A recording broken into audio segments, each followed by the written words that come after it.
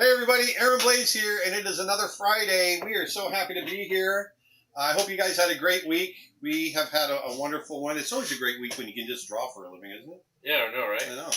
So we've got a really special live stream today. We have my really good friend, longtime friend for like the last 30 years or so, Tim Hodge, is here with us. Say hi, Tim. Happy Friday. He's got his tea with him. He drinks tea, I drink coffee. There you go. That says everything about us. That's all you need to know. Drinks tea. He's a much smarter man than me. So, and for those of you that are familiar with Creature Art Teacher, you'll know that Tim has several courses on our site. Tim and I used to work together at Walt Disney Feature Animation, where Tim's kind of a jack of all trades. You've done animation, you've done cleanup, you've done story, you've done directing, you've done all kinds of great stuff. And so we're really lucky to have him on. We're really lucky to have him as part of Creature Art Teacher, as part of that family. It's something we've been wanting to do for a long time, and last year we were able to do that. And but I'm going to let Tim kind of tell you guys a little bit more about himself. But first, before we do that, there's a couple of things housekeeping things that I want to do like we always do. First thing I want to let you know is today is the first day that the Birds of Prey course will be available. Now, it's not going to be available till later today, late towards the evening. It's not coming out till then. So, if you have missed out on the pre-order and you want to try to get on the pre-order, which is a 50% discount, you still have time to do it. So go into creatureartteacher.com, pull up the Birds of Prey course, and you can still get that for the 50% pre-order discount. But the course itself will be coming out towards the end of the day. We've had a few internet hiccups where, basically the internet is out where Nick is. That's it. That's all there is to it. So, but we're trying to. That's all getting fixed. It's on the Comcast side of things. Once it's fixed, then everything will be uploaded and we'll be ready to go. So, Nick's downfall with the internet is your gain. So you can still order that for 50% off. Also, I want to remind you, for those of you that are still wanting to pull together portfolios, we as of last month, we started giving away our $5,000 scholarship every month. And so if you're an art student, whether you're going to college or you want to do online training, we want to help you guys out. So every month we're going to be giving away a $5,000 scholarship to one lucky student. And all we ask in return is that, or before you get it, is send your portfolio in so we can review it. So go to creatureartteacher.com/scholarship and you can get all the information right there. We've gotten quite a few hundred scholarships portfolios so far, and we've been going through them, and we are getting ready to announce the first winner in the next week or two. And we're very excited that we're going to be able to do this every month until we run out of money. So, that's what we're going to do. Sounds fun. So, and it's just our way of giving back. This is something that Nick and I have been wanting to do since we conceived the website. And we finally got to the point where we can do it. So, if you're interested in a scholarship, you do not have to be from the United States. This is worldwide, and you do not have to be going to a physical college. This is good for online training as well. Just go to creatureartteacher.com/scholarship, and you can get all the information right there as far as submitting your work. And once your work is submitted, if you don't win the scholarship that month, you do not have to continue to submit. Once we have your portfolio, it's good, and you will be in the running every month. Okay. Draw Over Mondays for Travis Blaise. My brother Travis is also an animation artist and a storyboard artist. He's currently working for Netflix, and every Monday, starting at 6 p.m. Pacific? 6 p.m. 6 p.m. Pacific. That is very specific. That is 6 p.m. Pacific. 6 p.m. From 6 to 9 p.m. Pacific time, he is doing Draw Over Mondays. So you can send in Travis some drawings, and he will go over them and talk about structure and design and all kinds of cool stuff. So check that out. And that's about it. So let's get to why we're here. What about Tim stuff?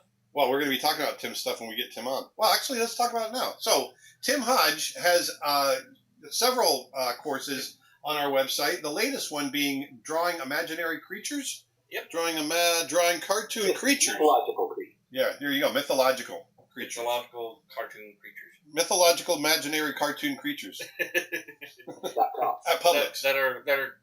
That are creatures of art that right. are teachers. And it's really fun, especially for our younger viewers. What I find really cool about it and Tim's approach is it's really fun for parents and their kids to do this together. This is one thing that I've really thought was cool. But I don't care if you're a kid or you're an adult wanting to get into cartooning and it's something you've always wanted to do. Tim has a great way of teaching. It's a fun style, and we're really happy to have him on. So say hi, Tim. Hi, Tim. There we go. Hi, Tim. So, Tim, tell us a little bit about yourself. Oh, I just forgot everything about myself. Art-wise, I've been drawing since I was a little kid. Since I pretty much, like you, Aaron, just as soon as you get hold of a pencil, you just start drawing. And then, but in my early life, when I was like in elementary school, I thought I want to be a zookeeper. That's what I want to do. I want to go take care of animals. And I watched, Marlon Perkins every Sunday night. And then I had a really bad semester in school, and I didn't do well in science or math. And I thought, there's got to be something else. Then I found out people got paid to draw.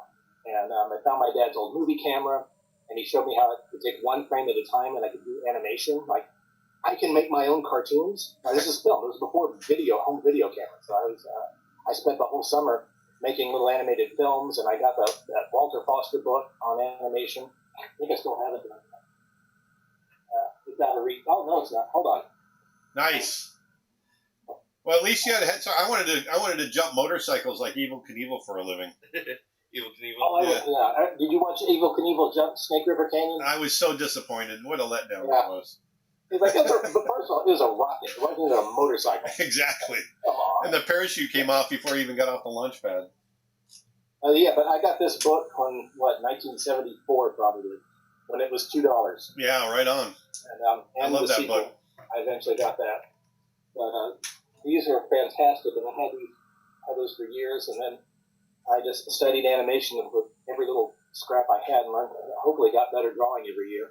My first job was working with TV commercials. I was working at a small studio in Texas, and then I kept trying to get into Disney. I first sent my portfolio to Disney when I was like 19, and it was a really bad portfolio.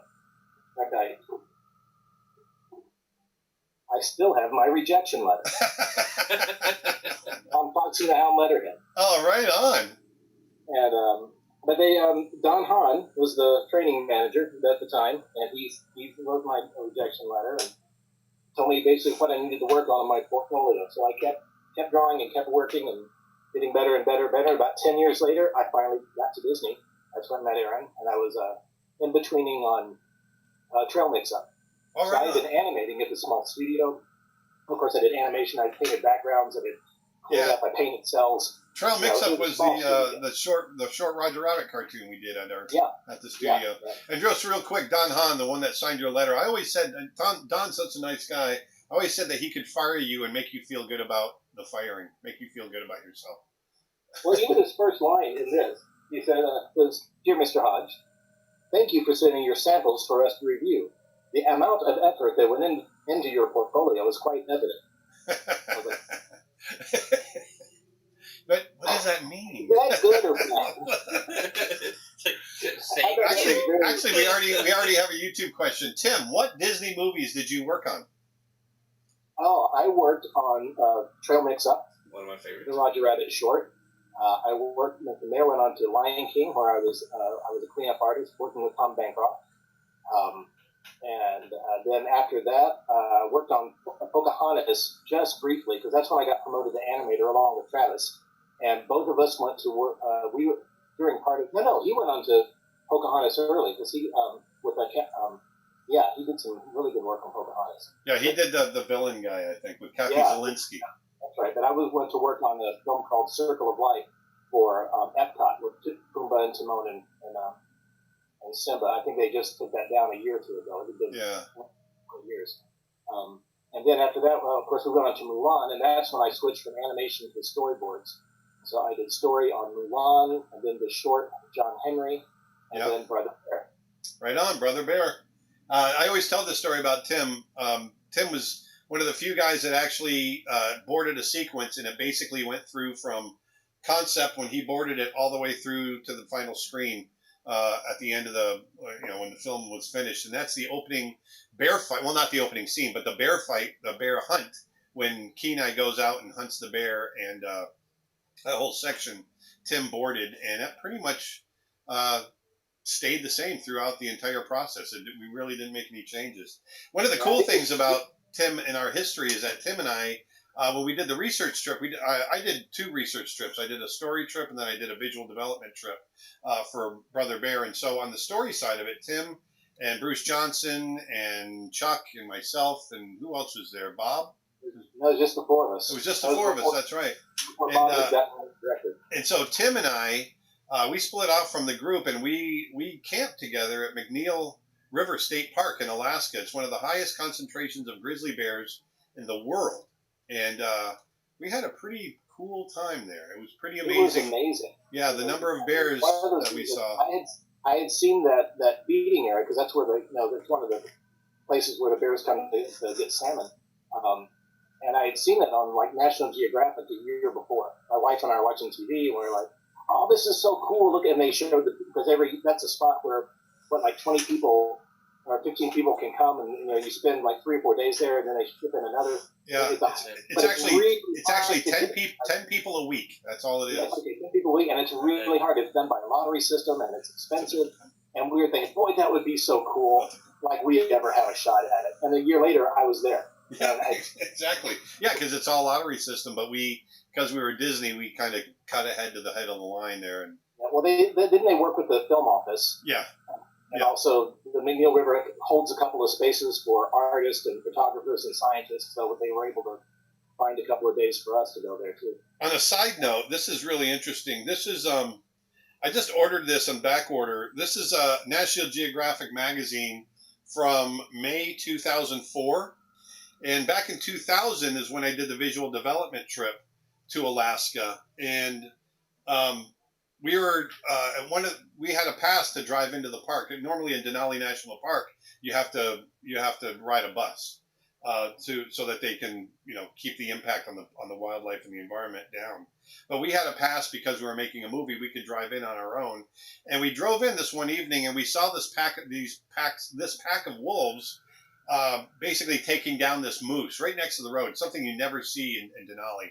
And then later the next day, we encountered a mother bear and cubs fighting the wolves over this moose carcass and all this crazy drama.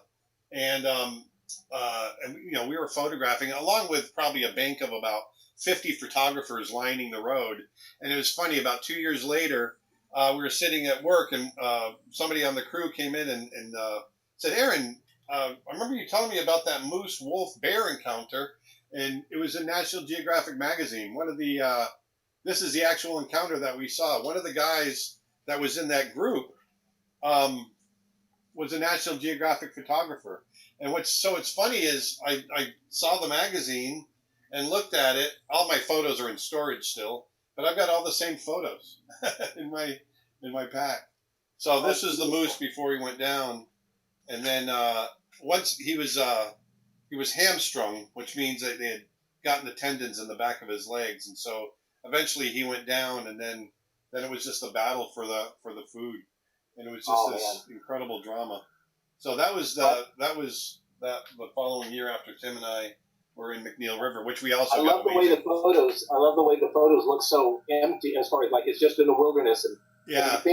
On the other side of the camera, there was about 50 people lined up. Like a football game where the sidelines. Exactly.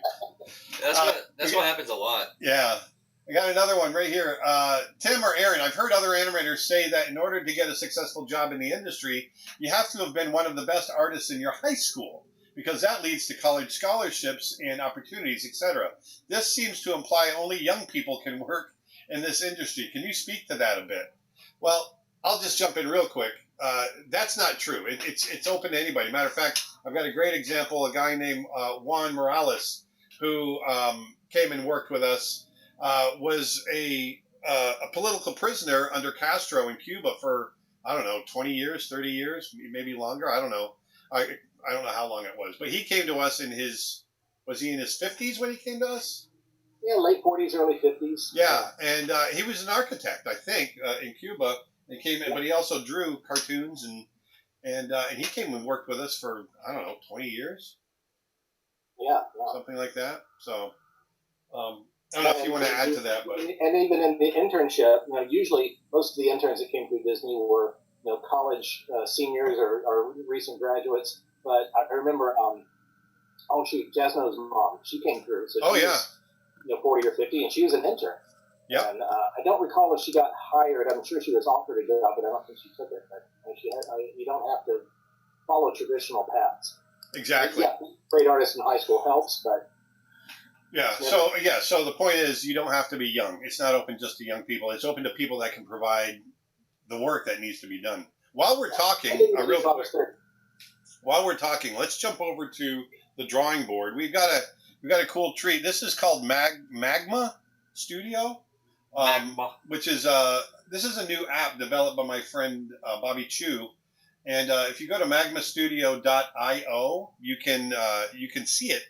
It's a drawing app, but what's really cool is that Tim and I, in two different places in the country, can draw together. And we just thought it might be kind of cool to sit here and sketch and doodle and answer questions at the same time. Tim, you can see Tim Hodge's cursor right there, and here's mine right here. And you take the right side, I'll take the left side, and we can just sit and draw. Oh yeah, well that's good because you're left-handed and I'm right-handed. So exactly. That works perfectly.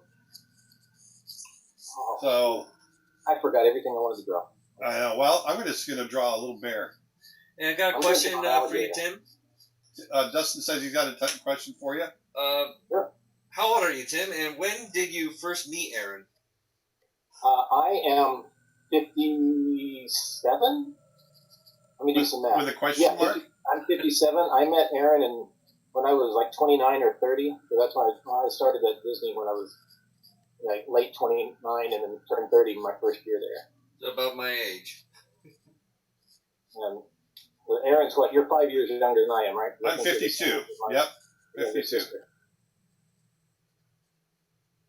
So we've made it to our 50s, which is good. Made it. Yes. How does one become an intern?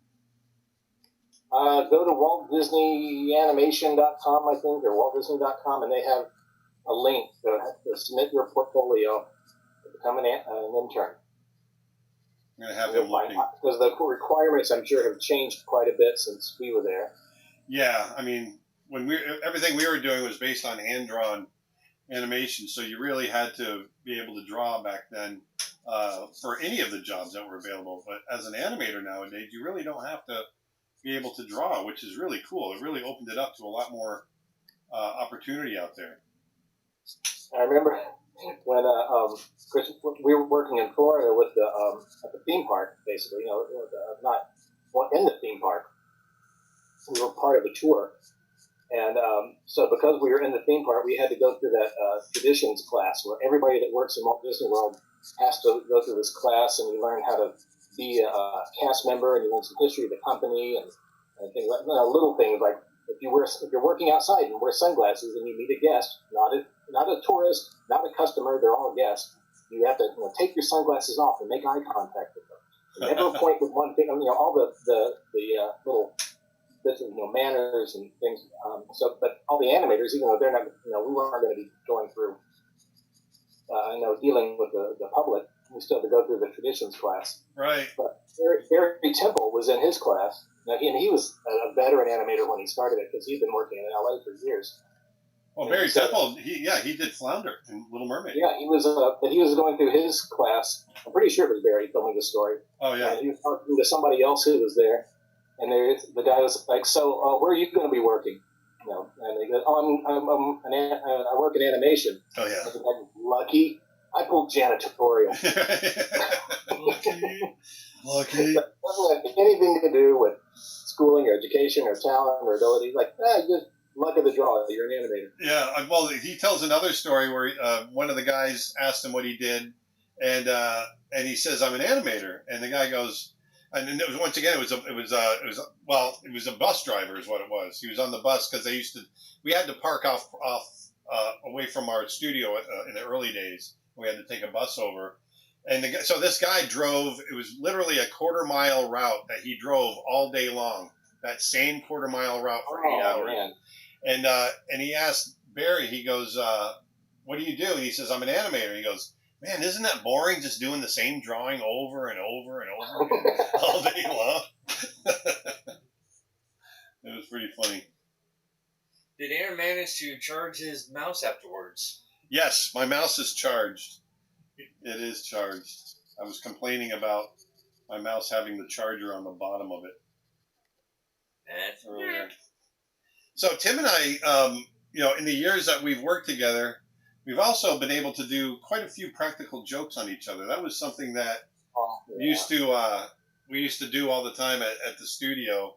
When you get bored of drawing the same thing over and over and over. Yeah, exactly. When you get bored of drawing the same thing over and over, you sit there and you come up with practical joke ideas. And so my brother, Tim, we had these pods where there was 8 people to a pod. And my brother Travis was in the unit that I was animating on. Was this, I think this may have been for Trail Mix-Up, actually. Or maybe it was something. No, because that was that in Trail Mix-Up. You said shoot.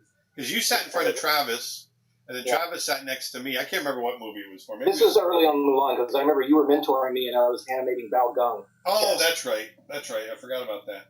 And so, so anyway, I would come in every morning, and my brother had done something to me, something to my desk, and it was just driving me nuts. And so I would do something to his desk when he was away. And we just, there was this battle going back and forth for, I don't know, a couple of weeks until finally we realized, my brother and I, we were sitting there going over what was going on. And we realized that it was Tim this whole time that was pulling the strings and kind of pitting us against each other. Because Tim was sitting. It was you that did that. Yeah, so it was Tim that was sitting in front of Travis, and he would do something to my desk, but make it look like Travis did it. Well, it all involved that tub of coleslaw. Yeah, that's what it was. It's my favorite story. It was like an aluminum tin full of coleslaw. Yeah. It was left over because we had catered lunches all the time for meetings or whatever. Yeah. It was left over, so I went and I hid it in one of the cabinets behind Aaron's desk. That's and when he came in, I said something like, I saw Travis over there. And then, he got it. I don't remember if you put it in Travis's or you put it away, then I put it in Travis's. But I started this whole thing, and they come in and they yell at each other, and I just laughed at the whole thing. Yeah. So one day I came in and you found it. Yeah. So I found it, and then Travis and I figured out that it was Tim, and so we waited for Tim to leave, and when we at our animation desks, we would keep our paper on our shelves, and you keep a big stack because you go obviously in hand-drawn animation, you go through piles and piles of paper. So we had a stack of paper probably 10 inches high, everybody on their desk, and so Tim had that on his desk, and so I just went over to his desk and I took the top half of his paper off, about 3 weeks worth of paper, and then just cut a big window into the bottom half of his pile of paper. And then poured that coleslaw into that hole in his paper. I think you lined it with plastic wrap too. Yes, so it wouldn't soak out. And then we put the paper back on and just let him. And we were in for the long haul, so we waited 3 weeks. Yeah, it was a long haul for him to get down to that. And I remember him getting down at one point and going, "Hey, does anybody else have grease spots on their paper?"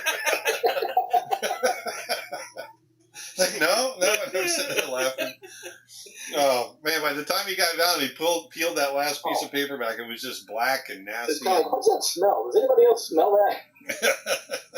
What was your reaction, Tim, when you peeled back that last piece, you just saw that rotten coleslaw right there? Oh, it was I knew what had happened. I realized I had been had. So I was like, okay.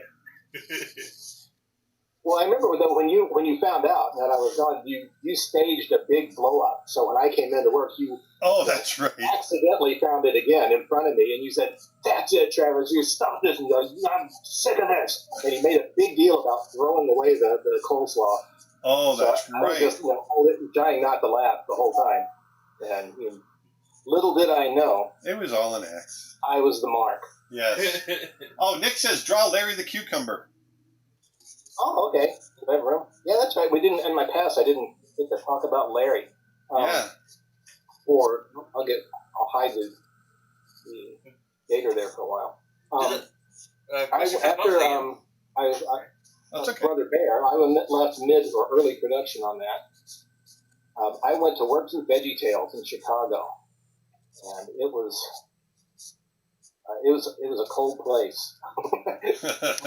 Going from Florida to Chicago was quite the culture shock, weather-wise, anyway. And I worked on VeggieTales for my goodness, that was the year 2000. I worked there till 2008, and then I went freelance for a while. Then I came back in 2014 and worked on VeggieTales in the house.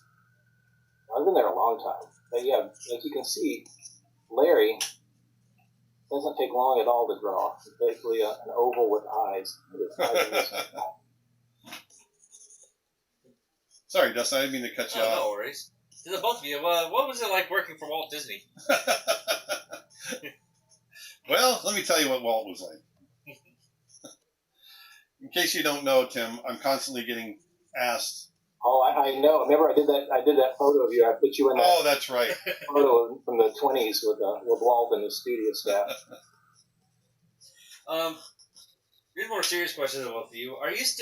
Do you guys still feel you're growing as artists, or do you think you've reached your limits? Oh, no, I pretty much know everything now, so I really have nowhere to go. Mr. Know-it-all. No, of course. We're constantly, not to speak for Tim, but I know Tim will agree, every day you learn something new. Oh, every day I feel like I don't know what I'm doing. Yeah. It's just like, it's constant battling for me anyway, just the imposter syndrome. Exactly. I don't know how to draw. And then you have a bad day drawing, and it's like, I need to give up. I shouldn't be in this. I don't know what I'm doing. And then you have a couple good days, like, hey, I'm pretty good at this. Yeah. But that's fleeting. Yeah, when I worked at Stereo D, I always felt like I was going to school every day. Oh, yeah. So if you're not learning something new and you're not feeling like you're going to school when you're working, you're not doing something right. Exactly. If you're not making mistakes, you're not learning. Exactly. Twitch question, what programs do you recommend to draw with on an iPad? I'd say Procreate. Procreate, yeah. I really like Procreate. Sketchbook Pro don't they have an app for iPad? I haven't used it in a while, but I don't know. I'm sure they do. But I know, yeah, they probably have one for other tablets too. Also, Procreate is only for the iPad. It only works with that. Yeah, we've actually got a course at creatureartteacher.com on how to use Procreate. Okay, I guys. should get that because I always struggle with that. What if this guy is holding the tomato? There you go. No competition. But whose workspace and setup is bigger or better, and why? Tim's is, I can tell already, Tim's is bigger than mine. I mean, workspace.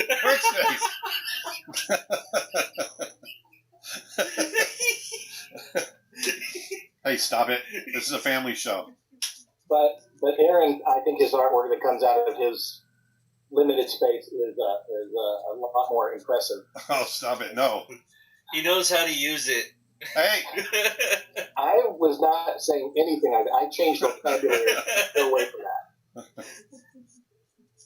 What brushes are you guys currently using? This is just a standard paintbrush in Magma. Yeah. Studio. Yep. It's a really cool drawing system, and obviously what's fun about it is the ability for us to sit here and draw together. I did this last week during Lightbox with my buddy Manny Carrasco, and we're probably going to do that again. We're going to get Manny on next week, and we're going to talk about Africa and do some Africa drawings. There you go. Remember we went through the phase where we're all sitting outside smoking pipes? Oh, yeah. That was another phase we did at Disney. Who who and what were your main inspirations in practicing your art, to the both of you? Tim, you go first. Let's see, it's got to be Wallace Tripp. That's with 2 P's if you look him up. He just passed away a year or two ago. Fantastic guy. Dr. Seuss. I remember as a kid, I was always drawing Dr. Seuss cartoons and Peanuts, Charles Schultz. Of course, Preston Blair with the animation books. But I think I know. Yeah, I'm blanking on everybody else right now. But yeah, Wallace Tripp and Beatrix Potter. I love those illustrations. Anything that had little animals wearing clothes, I was always fascinated with it. Yeah. That's the thing. Actually, we're getting ready to do a video about that. Just animating animals and what the attraction is and all that kind of stuff. And I'm going to pull up some of my past animation. And there's just something about animating animals that is just so enjoyable. And I think it's, giving them the personality that you see that's already there, or being able to bring it to life through animation. That to me is the big attraction. And this software, it's called Magma. Magma Studio. Go to magmastudio.io. And how many people can draw on this together at once? Is it only 2 people at a time, or no? I think you can do more. I think you basically create a link and you send the link out to the folks that you want to include, and I think anybody can draw on it. Yeah, really, it's pretty easy to learn. I had never heard of it till yesterday. Yeah, I called Tim ahead of time just to set him up for what we were going to do today, and we figured, he had it figured out in about a minute. So you're saying there's a free version of it, but there's obviously upgrades, and it looks like there are more brushes and tools if you subscribe. Yeah. But the free version is really nice. It's got very simple controls and tools, and it's very easy to figure out. YouTube question. I am homeschooled and have been for 4 years. Do you think being homeschooled hurts my chances at getting into one of the big art colleges? Should I go back for high school? I don't think it does. No, not at all. Not at all. Might have to, because high school art is, in my experience, is rather limited anyway. Yeah. But if you can draw, you can get into an art school. And I also believe, especially nowadays, with the amount of information that's on the internet as far as art education, you're fine. It's all there. You can find everything you need. I actually would go so far as you can find everything you need for college as well, but I'm not gonna. That's a whole other discussion, because I think colleges are a little bit. Private art schools are a bit overpriced nowadays, but I know, man. But as far as being homeschooled as opposed to going to high school and getting art, I think you're fine. Erica Bay. Erica Bay. She's here. She says hi. Oh. She said hi earlier, but she mentions that she confirms that on Magma for free you can have up to 30 on there. Oh, really? Up to 30 people on Magma. Oh, that's cool. Which I can't even imagine 30 people drawing on one slide like that. Yeah, that's awesome. Yeah, but for studio work, with everybody working remotely, to be able to have a meeting and everybody can see what's going on, and you can say like this, and that is true. Something. Or you could have just this huge tic-tac-toe tournament. Exactly. Or Hangman. Yeah. How much time a day do you guys work at Disney? Or how much time per day? Well, if it wasn't a crunch period, we worked 8 hours just like anybody else. But during a crunch period, we could work up to 14, sometimes 16 hours a day. That wasn't the norm. And I almost missed this. Made up for all the times where during downtime where you didn't have a lot to do and you were exactly spent a lot of time reading books or bowling, playing miniature golf across the street at the fantasy golf course. And I almost missed this one. For you, Tim, what is your favorite drawing medium? My favorite drawing medium? Yes. Well, just drawing. I love drawing with a pencil. I like grabbing a a Blackwing. I don't know if you can see any of these Blackwing pencils. They're one of my Yeah, favorites. just split screen for a second. Just in a Show that sketchbook again? or Pull it up again. Show it again. make sure it's upside down. Yeah, Blackwing. Oh, Blackwing. Yeah, those are great. They went out of production for a while, and then another company bought the patent or whatever and started making them again. A little on the pricey side, but they're good. But I also like the regular yellow, Ticonderoga. They're fantastic. But for other mediums, I love watercolor, and I've been getting into oil a lot more recently. But they're just straight drawing. A pencil's great. I like China markers too. The grease pencils. They're kind of messy.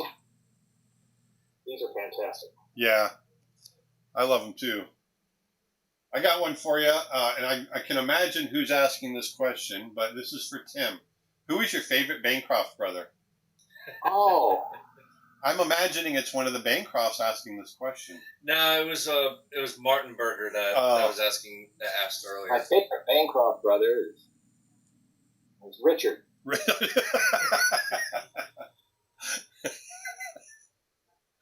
Wait, it depends on which one's hiring me. Exactly.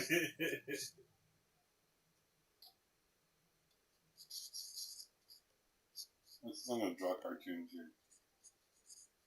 I guess that's my flirting. And Tim, which is your favorite animal and why? Oh, I would have to say gorilla for me. I used to want to grow up to be a gorilla. You did. Good job. Here I am.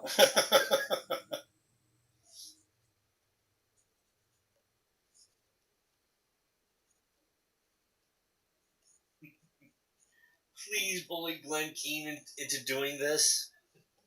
Oh, if I could get Glenn on here to do this, that would be awesome. I'm glad I That would be a pretty big deal. That would be a hard. Have you seen the new trailer for his movie? Yes. Oh my goodness, that looks so beautiful. It looks like so much fun. And that's from Netflix, right? Yes.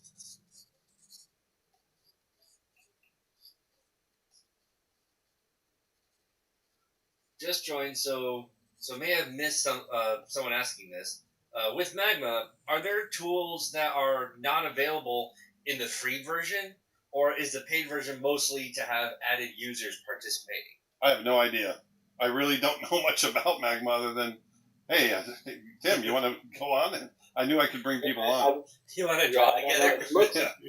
Well, there are these little spaces over to the right that have all these extra brushes, but when I change brushes, it's always the same. So I'm assuming, it's just an assumption that if you upgrade, those unlock to be, What I think you guys should do with this is try to team up on a single subject. Figure out what kind of subject you guys want to do, whether if it's a ape or a bird or a horse, and you go, okay, you focus on the body, I'll focus on the head, sort of deal. Oh, that's fun. You guys try to draw it together at the exact same time. Somebody else makes something out of it. Yeah. My brother and I used to do that all the time as kids. I do it with my kids when we go out to dinner. Yeah. That Macaroni Grill always had Crayola crayons. Oh, that's so funny. We always did Macaroni Grill too. When the kids they had the best crayons. They did. I used to draw on those tables all the time. You still remember our server's name, don't you? Oh. Come on. You were just a little duffer at the time. James. Yeah. He was such a cool dude. He was a cool dude, wasn't he? Yeah, I think he was one of the only regular waiters we ever really had. Yeah. It was to the point where every time we went, we would specifically ask for him. Yep.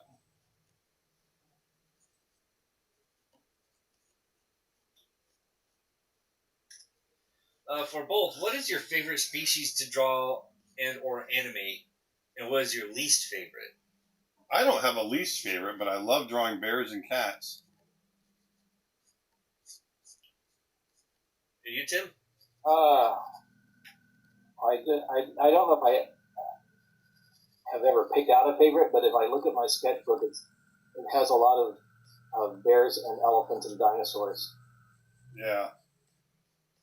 I'm not like knowledgeable of dinosaurs. I can't draw accurate ones, but I love drawing cartoons. Yep, I'm the same way. I have a lot of people asking, "Hey, when you going to put out a prehistoric, how to draw prehistoric animals course, or how to draw dinosaurs?" I would love to if I knew more about them. I'll have to get James Gurney to do one for us. Oh my goodness, yeah. Tim, what courses? Go ahead. I was just asking if you've met James. No, we've actually communicated before, but we've never met in person. Tim, what courses are you working on now or have planned? I'm still in the planning stages. Haven't decided on a specific one. I've got some ideas. I thought about doing something with doing cartoon environments, because I realized I'm drawing all these characters and putting them in a space is like another step. But I haven't. It doesn't seem as exciting. Like, here, how to draw a room. With Tim or Twitch, which animation software do you guys recommend? I'm not qualified because I don't animate much anymore. I still recommend TV Paint if you're into 2D animation. If it's 3D animation you're into, I don't know much about 3D animation. I never learned it, but I know Maya, is basically the standard to do 3D animation through. Yeah, Blender one that's free. Oh, okay. I think, and it's pretty powerful. But it's kind of I don't know all the computer words. It's like it's open source. Yeah. Twitch comment. I was a server there for a short time. I used to spend a lot of time drawing on my tables. People would want it completely cleared to take the paper home. That's pretty cool. I used to do drawings of people that were at the restaurant, and I'd kind of sketch them as we had our table, and then at the end of the night, I'd tear it off and give it to them before they left. Aww. Julie Kukrija says, Tim's bird reminds me of the crow from Secret of Nim. Yes, Jeremy. Yeah, I'm sure. I love that. They got all wet with water. I think if you ever saw, there was a character that was originally in Brother Bear named Loki. Yes, I was just going to say this looks like Loki. Yeah, I still draw her. That was one of my biggest disappointments, that she found her way out of the film. I know. And sometimes a story says we don't need that character anymore. What's the name of Glenn Keane's new movie? I think it's Over the Moon. Is it Over the Moon? It is Over the Moon. Yes. I just looked it up. Yep. Over the Moon. And it is coming out October 23rd on Netflix. Boom. Let's see. Twitch question. If you were put in a Disney world, where would you want to be and why? I want to go to the forest that Bambi was in. That's my favorite. That's my favorite world. Tyrus Wong and his design. They run away from me. This man is in the forest. Yeah. Get rid of that guy. Well, I remember growing up, I did always want Baloo to be my friend, so I would probably pick that, as long as Baloo were there. I'd go to India. Oh, there you go. Is the gorilla angry? Especially since Shere Khan left. Let's see. What is the most memorable thing from your childhood? I forgot. I can't remember that long ago. No, I still remember there was back in the days of the big wheel and all this. This is 1974, and I was 6 years old in 1974, and there was this new thing that came out like a big wheel, but it was called a cheetah, and it was this little kind of big wheel type bike that you tricycle thing that you sit down, but it was really fast, hence the name, a cheetah. And I just wanted one so badly, and we didn't have a lot of money, so we got what we got, so that was cool. But this is one of the first years. Well, I was only 6, but it was one of the first times that I ever got what I wanted. I remember coming out and seeing this cheetah under the tree and just flipping out. I don't even remember those. I was trying to think of stuff my younger sister got. There was one that was I can't remember what it was called, but it was a horse. It came out about the same time as the Big Wheels, and you'd bounce on it, and the little legs would. Oh yeah. I think those came out in 1940s. I'm not quite that old. I'm kidding. No, you're not. What do you guys dislike in the art world? What do we dislike in the art world? Yeah. That's an interesting question. I don't like pretense. I get upset at the fine art that is not really about the art, but whether the artist is talented or not. Even somebody creates something, and somebody will a millionaire will buy it and put it in storage and just use it as a tax write-off. Like a year ago or so, there was that one that was the banana duct taped to a wall. Yeah. And of course, that was just silly, but somebody bought it and it's a tax write-off. So it's not even about the art anymore. It's just about insurance and making more money with it. Yes. And that bugs me. I'm not able to change it. Yeah, I mean, I agree with that. I for me, I don't know that it goes beyond that, because I don't know that there's anything beyond. I mean, there's nothing that really bugs me about the art world other than I do think. I mean, one of the things is I think most people don't take it seriously. The average person, I think most people see it as a hobby and not a profession. The other thing that bugs me is not enough people buy my paintings. Yeah, not enough people appreciate me. I don't like all the rich people buying all these weird pieces of art. Well, I don't like them not buying my art either. Right. I wouldn't mind if somebody bought something of mine and put it in a warehouse. I guess a bit hypocritical there, sorry. YouTube question. Do you know of any paleo artists? I can never find a whole lot on this subtopic of art. Is being an artist and paleontologist something people do? Info has been hard to find. Absolutely. I know, I can't remember the names because I'm terrible with that, but I do know. That kind of paleo artist. I was going to say, my sister's an artist, and she has a paleo diet, so there's... That's right. But I do know they're out there, absolutely. I follow some on Facebook. Tim. Yes. Do you like Hayao Miyazaki Studio Ghibli's artwork? I do. And actually, honestly, it took me a long time to warm up to it. When I first started seeing it 20, 30 years ago. But I really do like it. And the more I see it, I get more and more impressed. And it amazes me. Especially when I see it. I watched a documentary on him last year. And was totally blown away with the guy's talent. And I didn't realize he did all those the storyboards himself. Yeah.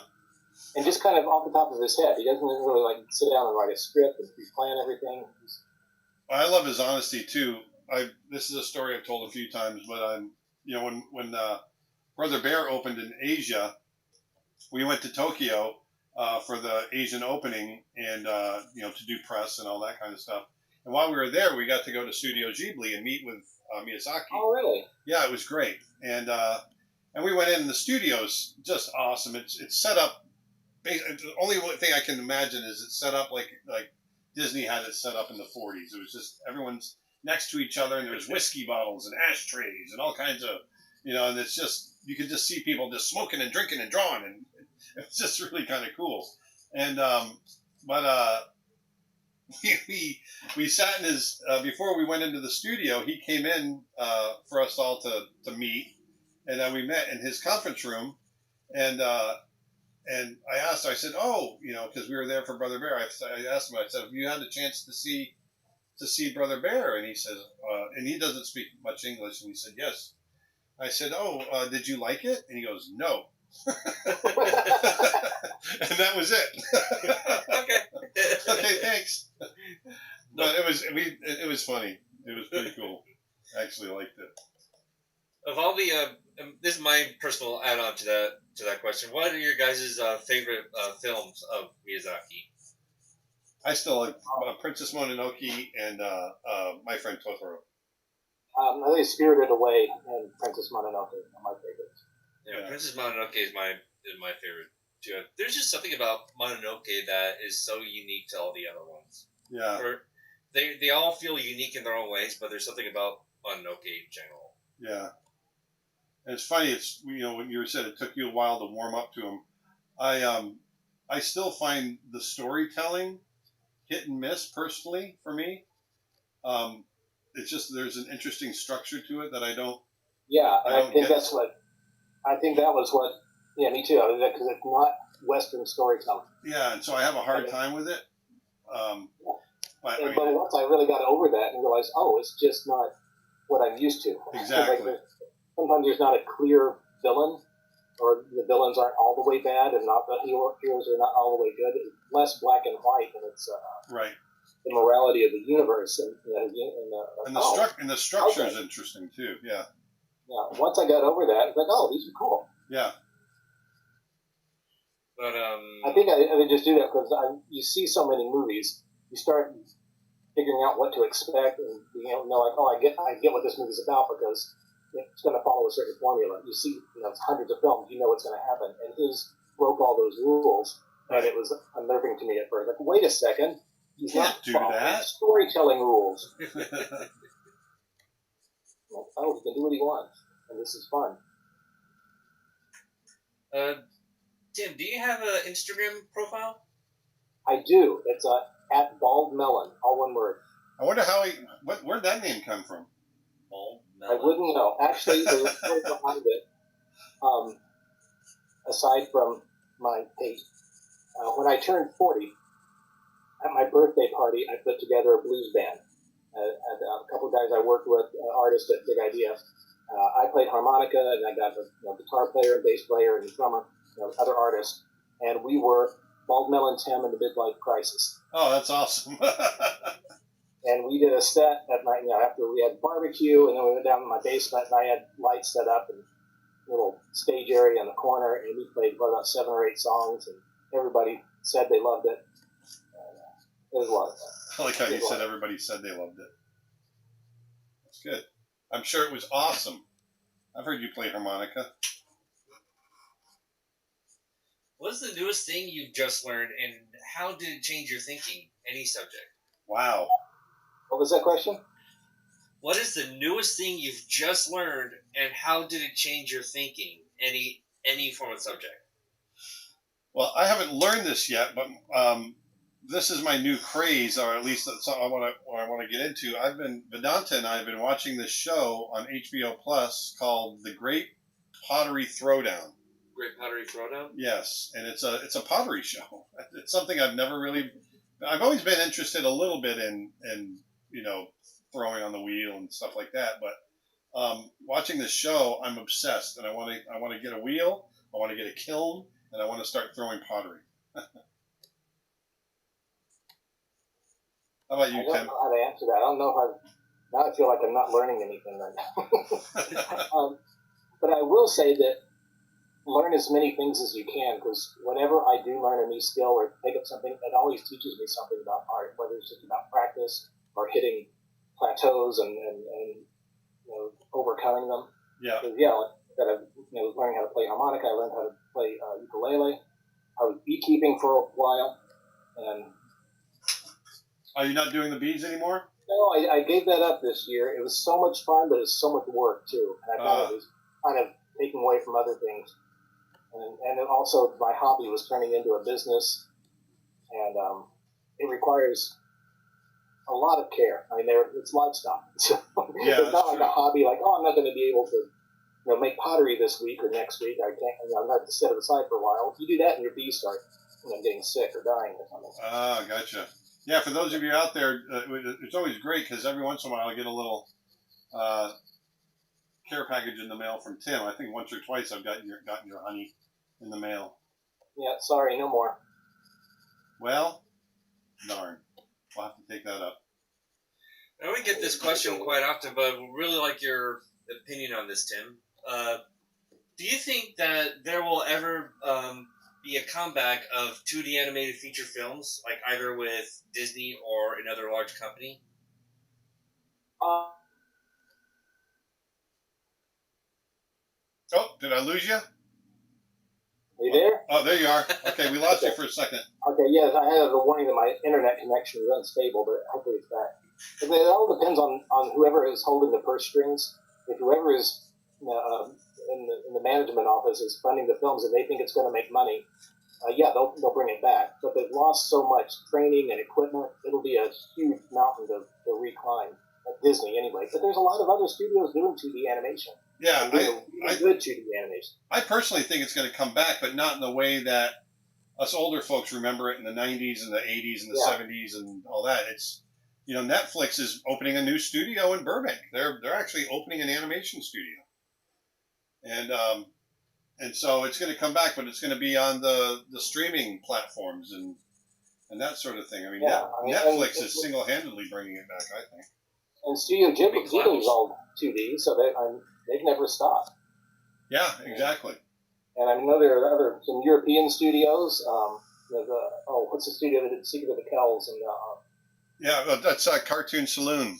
Yeah, well, they just came out with Wolfwalkers. Yeah, Wolfwalkers. I haven't seen that yet. The trailers look fantastic. But, yeah. I actually had the pleasure of doing a few designs for them. Oh, really? For that movie, yeah. They didn't.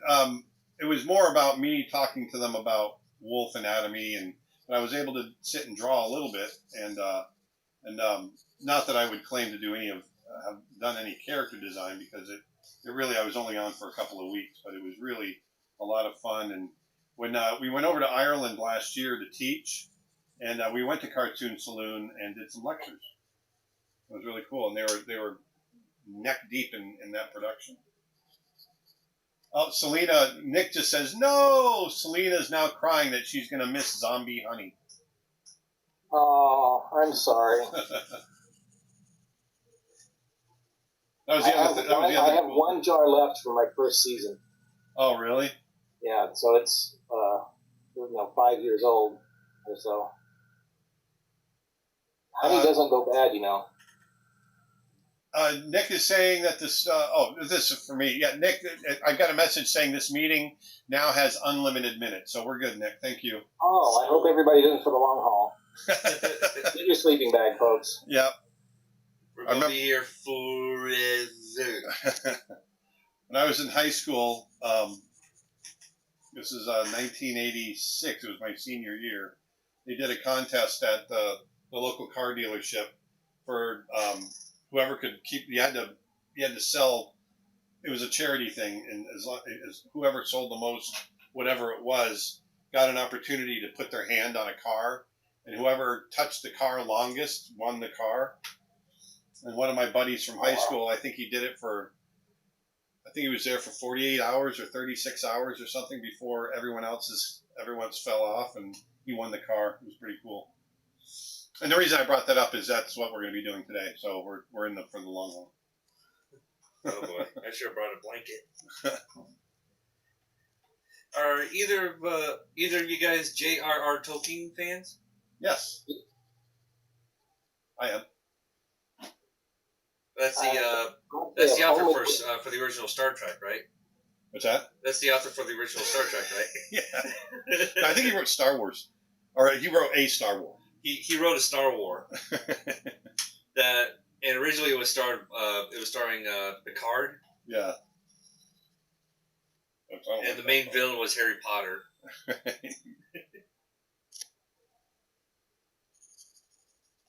Do you guys like the Tolkien books? Oh, of course. Yeah, honestly, I've only read The Hobbit and Lord of the... I know there are super fans that read everything he ever wrote. Yeah, you're the same. I don't think I started Lord of the Rings, but I never read the whole series. Oh, it's really amazing to get through it all. I read them out loud to my kids. Oh, wow. And it was before the movies came out, because we had a thing that, you need to read the book before you see a movie. Oh, gotcha. For the most part, we did. But it wasn't a hard and fast rule, but there's something to be appreciated that way. Yeah. And it took us about a year to get through them all. Wow. I couldn't read every night, and it was so different. I did skip some of the songs. I'm not going to make up melodies, but yeah, and it took us about a year, which is about the same amount of time as that story takes place. I mean, from when Frodo leaves the Shire to when he comes back is a year. So it was great when I'm reading the part where he's riding back into the Shire and his scar is still hurting where he got stabbed at Weathertop, and to tell the kids that was like when we started reading this book, and that was a year ago. Wow. And then I was reading stuff like I don't know what part it was. I think it was when we thought Pippin was dead, and he got buried in one of the battles, and I was in literal tears. That's cool.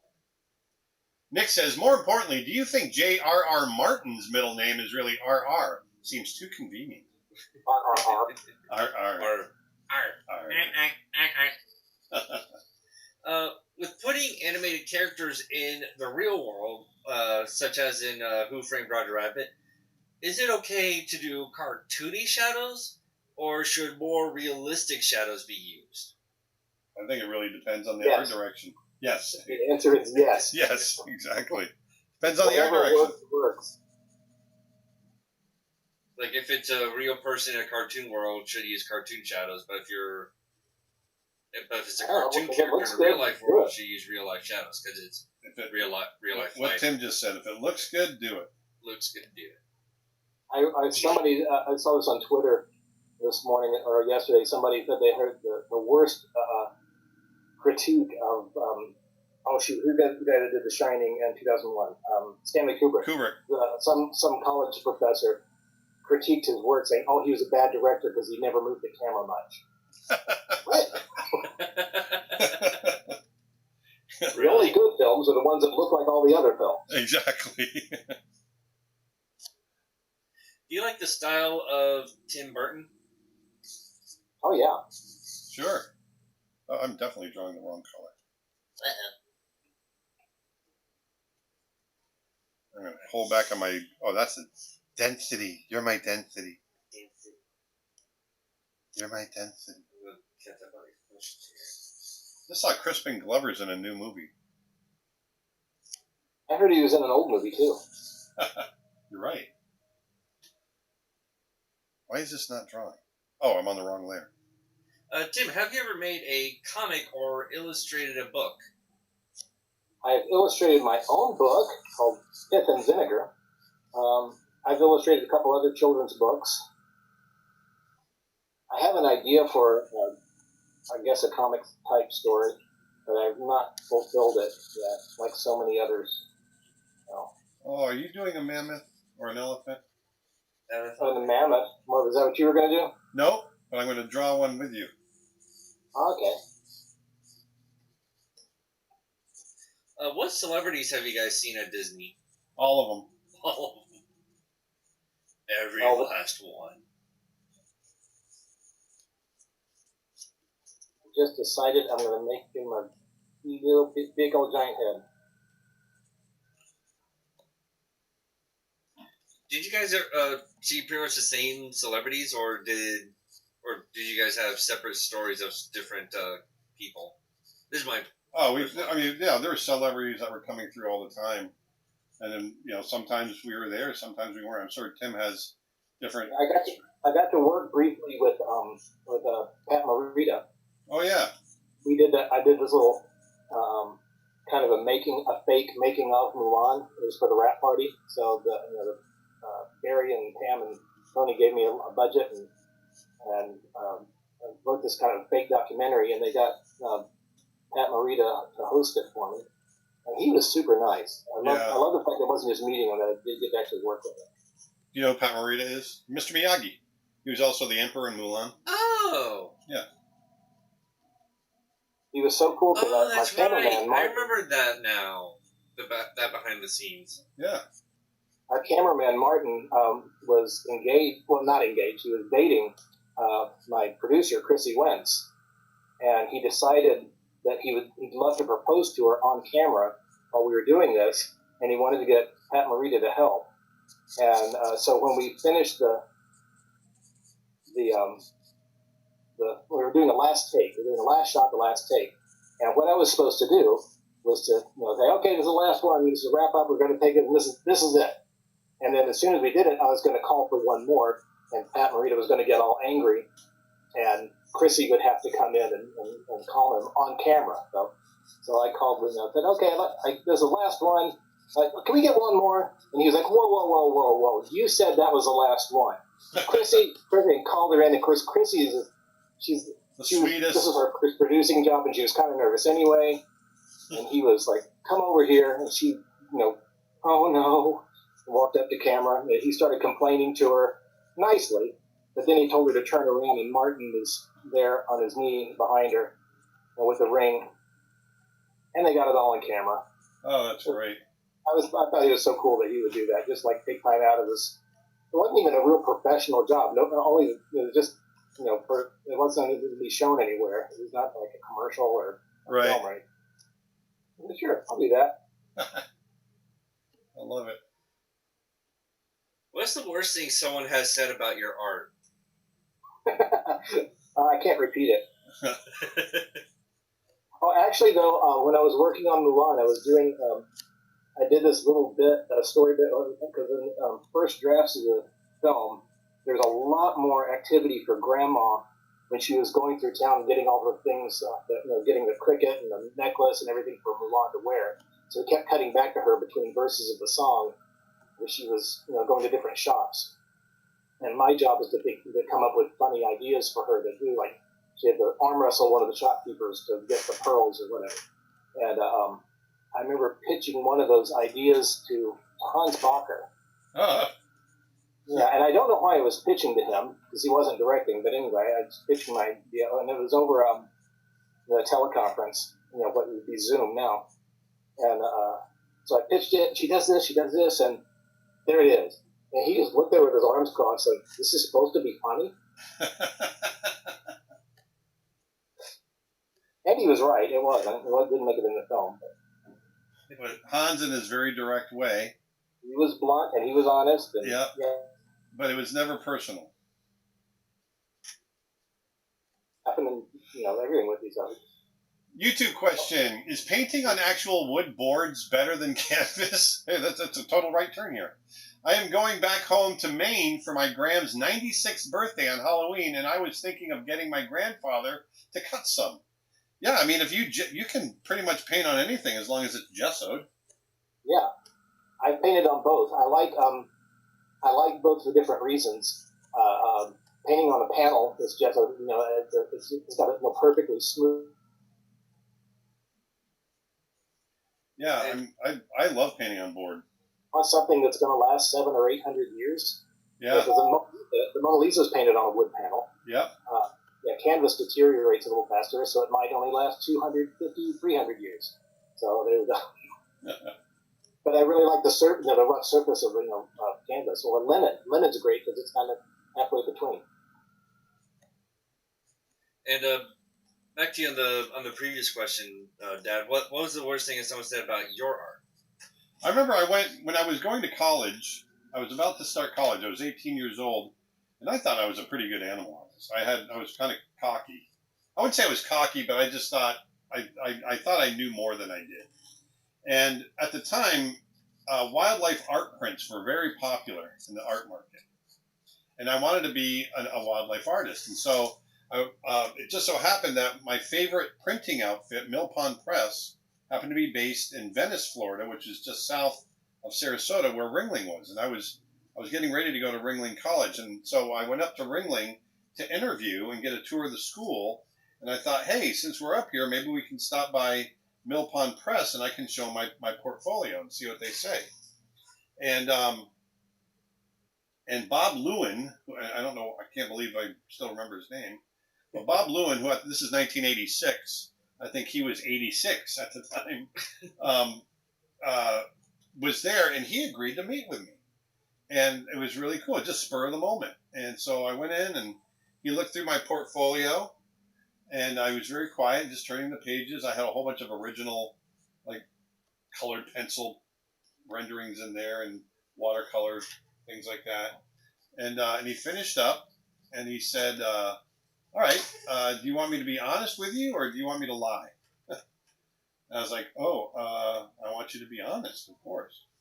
And he goes, "All right, well, if I was to put out an art print tomorrow, and I knew that art print was just going to be a total failure, if it was just a horrible art print, and it was just going to fail, I wouldn't even use your work for that." And I went, "Oh, okay." And he goes, "But I think you have potential. And and I see that you're going to Ringling, so that's a good school. I think you should go to Ringling and learn everything you can. And after you graduate from Ringling, come back and talk to me again." And I love that honest, I've always taken, I think, one of the things I pride myself on is I think I've always taken criticism pretty well. And so I took it to heart, and I went there, and I really did try to learn everything I could. And what was interesting is, during that time, my priorities changed, and ended up going to Disney instead of becoming a wildlife painter. I continued to, enjoy drawing wildlife, obviously, but I became a Disney animator instead. So it was kind of cool. But that was, it was pretty brutal. Pretty brutal. I have a hard time doing that with people. I worry about hurting their feelings. Yeah, I've never been able to be that brutal to people. Like, this is terrible, but here's how you can fix it. What are your guys' favorite singer or band, and why, to the both of you? Oh, wow. A band? Singer or band, either or. Oh, singer or band. I thought you said senior band. Okay, singer. Oh. I don't know. I'm still listening to the Beatles. Yeah, right. Good choice. and ELO and ELO. And Earth, Wind, and Fire, baby. And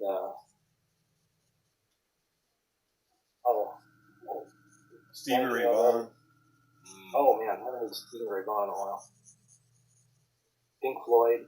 Yeah. George Harrison did by himself too. I think when the Beatles broke up, he's probably my favorite of all the solo. He was my favorite Beatle, just because he was the nicest. Oh, I was Ringo was mine because he was, the outcast even among the group. He wasn't even the best drummer in the band. You've seen Hard Day's Night, right? The movie. Yeah.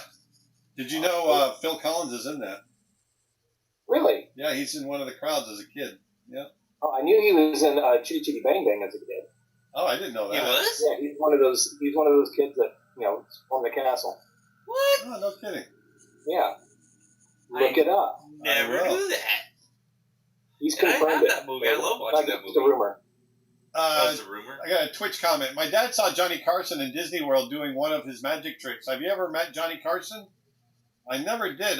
We saw, oh my God, I'm drawing a blank. His sidekick. Ed McMahon. Ed McMahon we used to see out on the lot all the time. Johnny Carson. Because that was when he was doing the Star Search? Star Search, yeah. Which is the old version of America's Got Talent. Nick says, I think you're terrible at taking criticism and you draw bad too. Come on, man. Come on. What do you guys think is stronger, an elephant or a hippo? Well, I think it all comes down to size, doesn't it? Oh, hippos probably have a more ferocious attitude. They do. I understand. I would not want to fight either of them.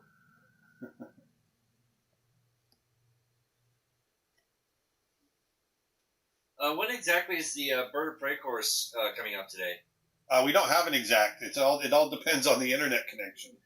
Because we have to upload everything to Vimeo for you guys to access it before we can get it out to you. And the internet in Sarasota went down for Nick. And so we were very close to having it out, and then that happened. So it's just a matter of waiting So it can be an hour from now. It can be a couple of hours from now.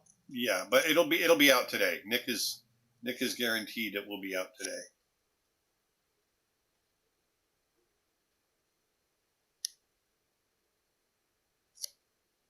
So, if you want to get in and get it early, you can do it. Mr. Aaron, you promised to draw Kung Fu Panda fun art. Can you draw next time? Oh, yes. I'm sorry. I keep forgetting about Kung Fu Panda. We can draw that next after this. After this little. Well, I can't draw him now because I have to. I got to learn how to draw Kung Fu Panda. This is a really bad drawing. I've never drawn him. There's no such thing as a bad drawing. It's deceptively simple, but it's really hard to get it right for me anyway. Kung Fu Panda? Yeah. Yeah, I've never tried. That's like Mickey. I can't, for the life, I was with Disney for 21 years, and I can't draw Mickey. Mickey's fun. You're a part of my staff and you can't draw me? Well, that's just sad there, pal. See, Tim knows how to draw Mickey. I can't draw Mickey to save my life. Well, I practiced a lot because I thought you had to know how to draw him to get in. You know? I was there for 21 years and never had... Actually, I take that back. I did animate him a little bit on Prince and the Pauper, but that was, 30 years ago. I haven't drawn him since then. Could you draw a Yeti? Yeah. Will I? No. Hey, that's a good Mickey. Thank you. Oh, yeah. You know what's funny is I babysat Austin and Chad's kids the other night, and Austin... Funny. You mean your nephew and niece? My nephew and niece. I don't know. I go back and forth, but Austin told me that I thought she said that Avon likes watching Mickey Mouse Club, but what she told me later on was that she said Clubhouse. Oh. Because when she left, I put on Mickey Mouse Club, but it was the original Mickey Mouse Club. That's awesome. That's what I watched when I was a kid. Oh, yeah, we want reruns of that. It was my first time ever watching it, and I enjoyed it. And even like Aiden came into the room at one point, looks at the TV. What is this? It's Mickey Mouse Club. That's Mickey Mouse Club? Yeah. Why is it black and white? I love Jimmy Guy. It's in black and white because back then color hadn't been invented yet. Everyone in the world were all seeing black and white. And it was invented halfway through when they were making Wizard of Oz. That's right. It's a twister. It's a twister.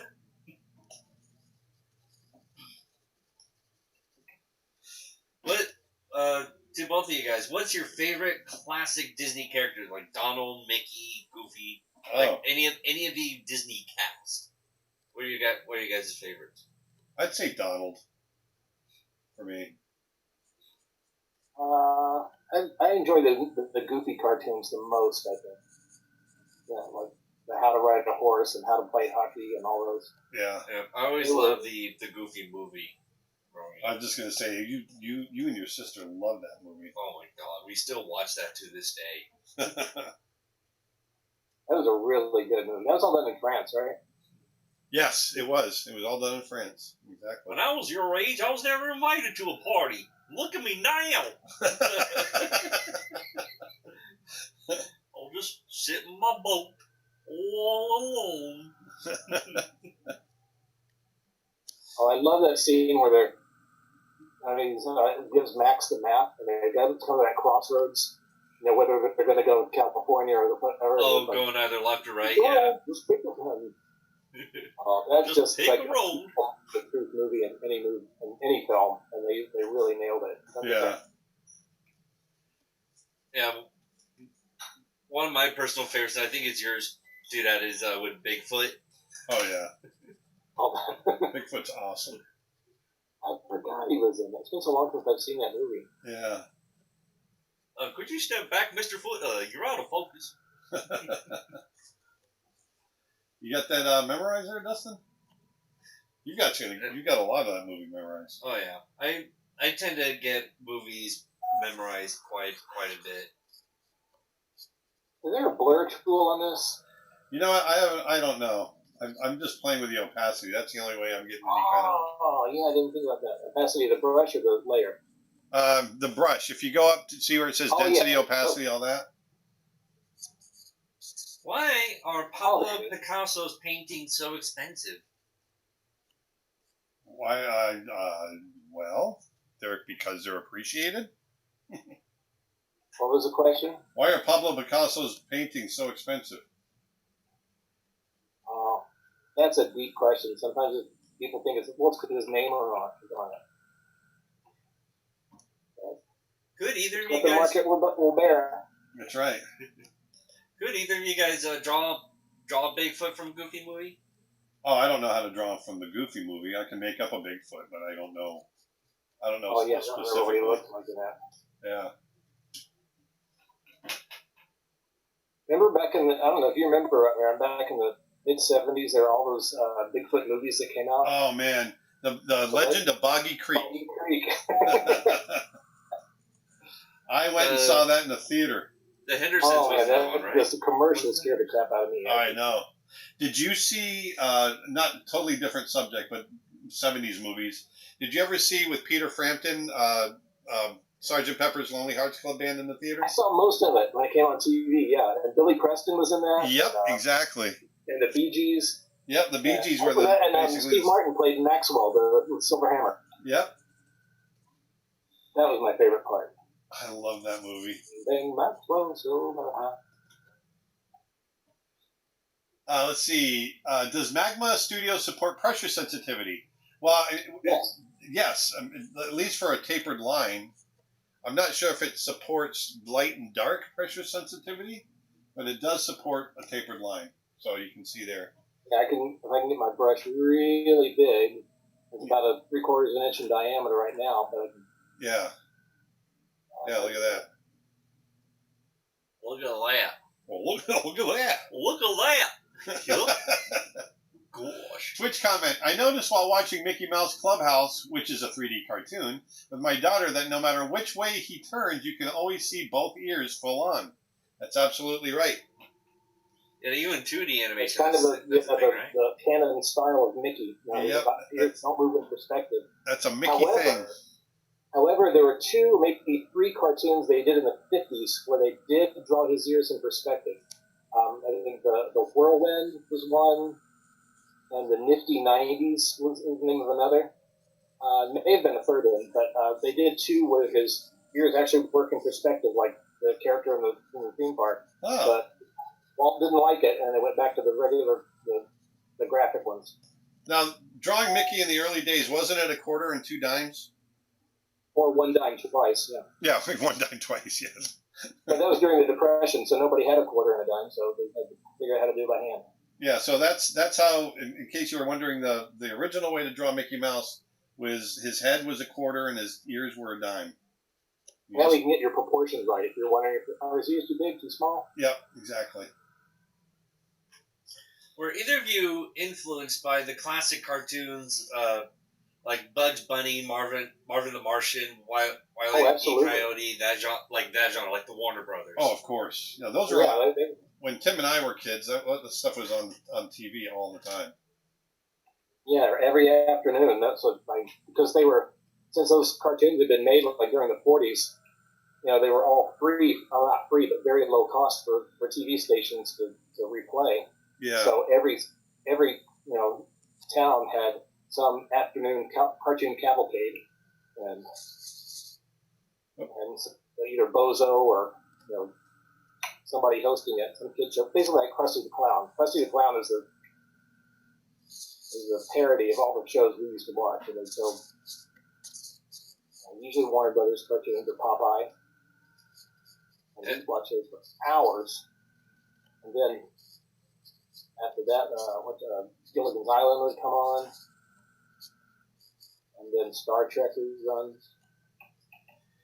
I think when it came to the classic cartoons, like Bugs Bunny and Daffy Duck was a favorite, but the one I probably watched the most often was Tom and Jerry. Oh yeah.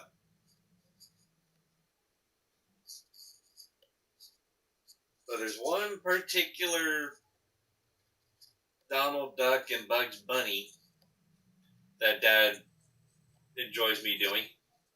Oh, yeah. The rabbit season? Duck season! Rabbit season! Duck season! Rabbit season! Rabbit season! Duck season! Fire! We're now in trouble. He doesn't have to shoot me now. Shoot him now! Shoot him now! I always like Zoinks and Away. Zoinks! Oh, yeah, from Robin Hood Daphne. And away! He's playing Robin Hood. What did you say, Tim? I was saying from Robin Hood Daphne, yeah. Yeah. Or the, what was the other one with the giants, the abominable snowman? Oh, yeah, it was Take Up. Love him and kiss him and You're call him. hurting me. Please, Bob. It's a takeoff of Mice and Men. Sir, you're hurting me. Please, Bob. I have the one where Bugs and Daffy find Aladdin's lamp. I don't remember that one. Daffy's like, it's mine, there's only enough for me. Oh, no, it's not the lamp, it's the cave full of the treasure. That's what I was going to do. Oh, yeah. The tunnels under the big stone door where they have to do the open sesame. And there's a guard that Hassan, shop. I always liked Witchy Poo. Not Witchy. Was it Witchy Poo? The witch? A witch eagle. Oh, yeah. Witchy. That's it. Witchy Poo was from H.R. Putnam stuff. That's right. Yeah. Okay, let's see. I'm getting behind on questions here. YouTube question. How do animators draw a character during a wide shot without losing important facial detail and expression while keeping on model? Do animators switch to a smaller pencil, lead size, or some trick? Well, first of all, you don't have to worry about facial expressions in a long shot as much, so there's that. We put less detail in, but we're able to resize, so you can draw them bigger, and then they can be resized into the shot. Pretty simple. And yeah, that's what they did that a lot in Treasure Planet, when there's a beauty shot of the ship going by and everybody's walking by on the deck. The animators worked fairly normal size, like drawing 4 or 5 inches tall for each of the characters, and then they digitally shrunk them down and placed them on the deck of the ship. But a lot of that detail gets lost because you can't see any of it. But the first shots I was cleaning up on Lion King, and the first shots I was cleaning up were Simba was rolling down the hill when he was being chased by the hyenas. Yeah. And he was maybe a 1/4 inch tall, maybe a little bit more. So there was no. We did use a small pencil to get the detail, but none of it really showed up. We started on those scenes because the final model hadn't quite been decided yet. But here, draw this one until we know what he looks like. Yeah, I remember at the end of The Rescuers Down Under, is it Orville in that one? I forget which one's in which. Anyway, I had to do him sitting on the nest of the eagle's nest at the very end during the credits. And it's just a long pull out, and it's like, I don't know, it's like a 60 or 70 foot shot. Oh. And my footage went up so high because I had this little boogermation shot that I was able to animate in about 2 days. And it was like 60 feet long. But it was just tiny, tiny. And all I really had to do was just animate his movement to the dialogue, and it matched perfect. And for all you kids, a foot is 16 frames, so that's like 2/3 of a second. Yeah. So it used to be measured in feet because they had to worry about how much film footage they were working with. Yep. Good afternoon, Aaron and Tim and Dustin. Hello. Any favorite live-action Disney features, classic or newer? What was that? This to all of us. What's your favorite live-action Disney movie? Whether if it's a new one or a classic? That's a tough one. I really remember. I like what's it called Mary Poppins quite a bit. Oh, the classic. Yeah. Hey, was Old Yeller Disney? Yeah. Oh man, that one. That's the one. It's hard, doesn't it? Yeah, it's the hardest one, and I cried, but it's one of my favorite memories because I remember sitting on my father's lap at the drive-in watching that movie and just crying my eyes out. My father putting his arms around me, and it was just a great memory.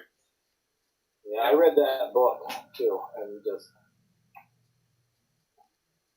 Yeah, I'm sorry. Go ahead. Yeah, I remember finishing up late one night in my room and trying to hide my tears. I shared a room with my brother, and I could be caught crying. Yeah. Yeah, I personally enjoy the classics, like such as Mary Poppins and all those. But one of my favorites of something they've done recently is Christopher Robin. Oh, the new one? Yeah, the new one. Ewan McGregor? Ewan McGregor, yeah. Yeah, it's really good. Yeah, that's my favorite of the new Disney stuff. And I have more probably unfavorites. There are a bunch of classic films that were really bad back in the 60s. Yeah. Gus the Mule that kicked field goals. And was Chitty Chitty Bang Bang, was that? That was not. It looks like a Disney film, but it is not. It was not. Now, the Sherman Brothers, who composed all the Disney music, did work on it. And they did, and of course, you had Dick Van Dyke, so everybody thinks, oh, it's a Disney film. And I think Disney may have released the soundtrack. I have a Disneyland record, but yeah, it was. I can't remember the studio that did it, but it was the same studio, the same team that did all the James Bond movies. Yeah. Oh, wow, really? What about because Peppy Broccoli produced it, and it was because the story was written by Ian Fleming. Oh. Yeah, and the Baron von Bombast, the bad guy in it, that's the same guy that played Goldfinger.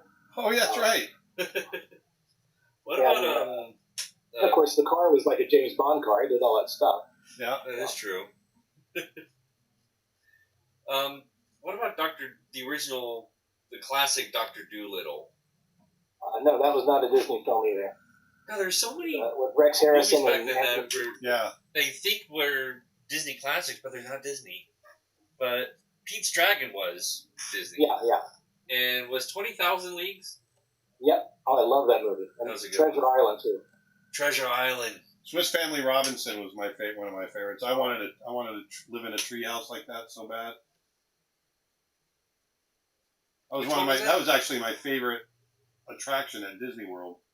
Yeah, now it's Tarzan. Which movie again? Swiss Family Robinson. Didn't they turn it into Tarzan's treehouse now? Yeah. Yeah, I think I remember seeing that movie years ago. I think it was on Classic Disney when, like, after a certain time, like during the night, it's like late night. They bring up all the classic movies and shows. Yeah. From like the 50s and 60s, and one of them was that didn't they do like one scene like an ostrich race or something? Yeah.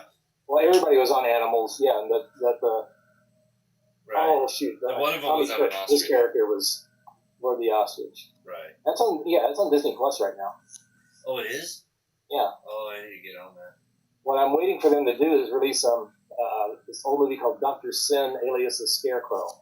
It was also called The Scarecrow of Romney Marsh. It got released under 2 titles. It was I saw it as a double feature in the theater with Treasure Island, and it was about this British vicar, pastor, who by day, of course, was an honorable country pastor, and he had a small congregation. But at night, he was like fighting King George and helping helping poor people in the land. And it's kind of a Robin Hood, Batman kind of story. Yeah. But he had this really scary scarecrow mask that he wore. I love it.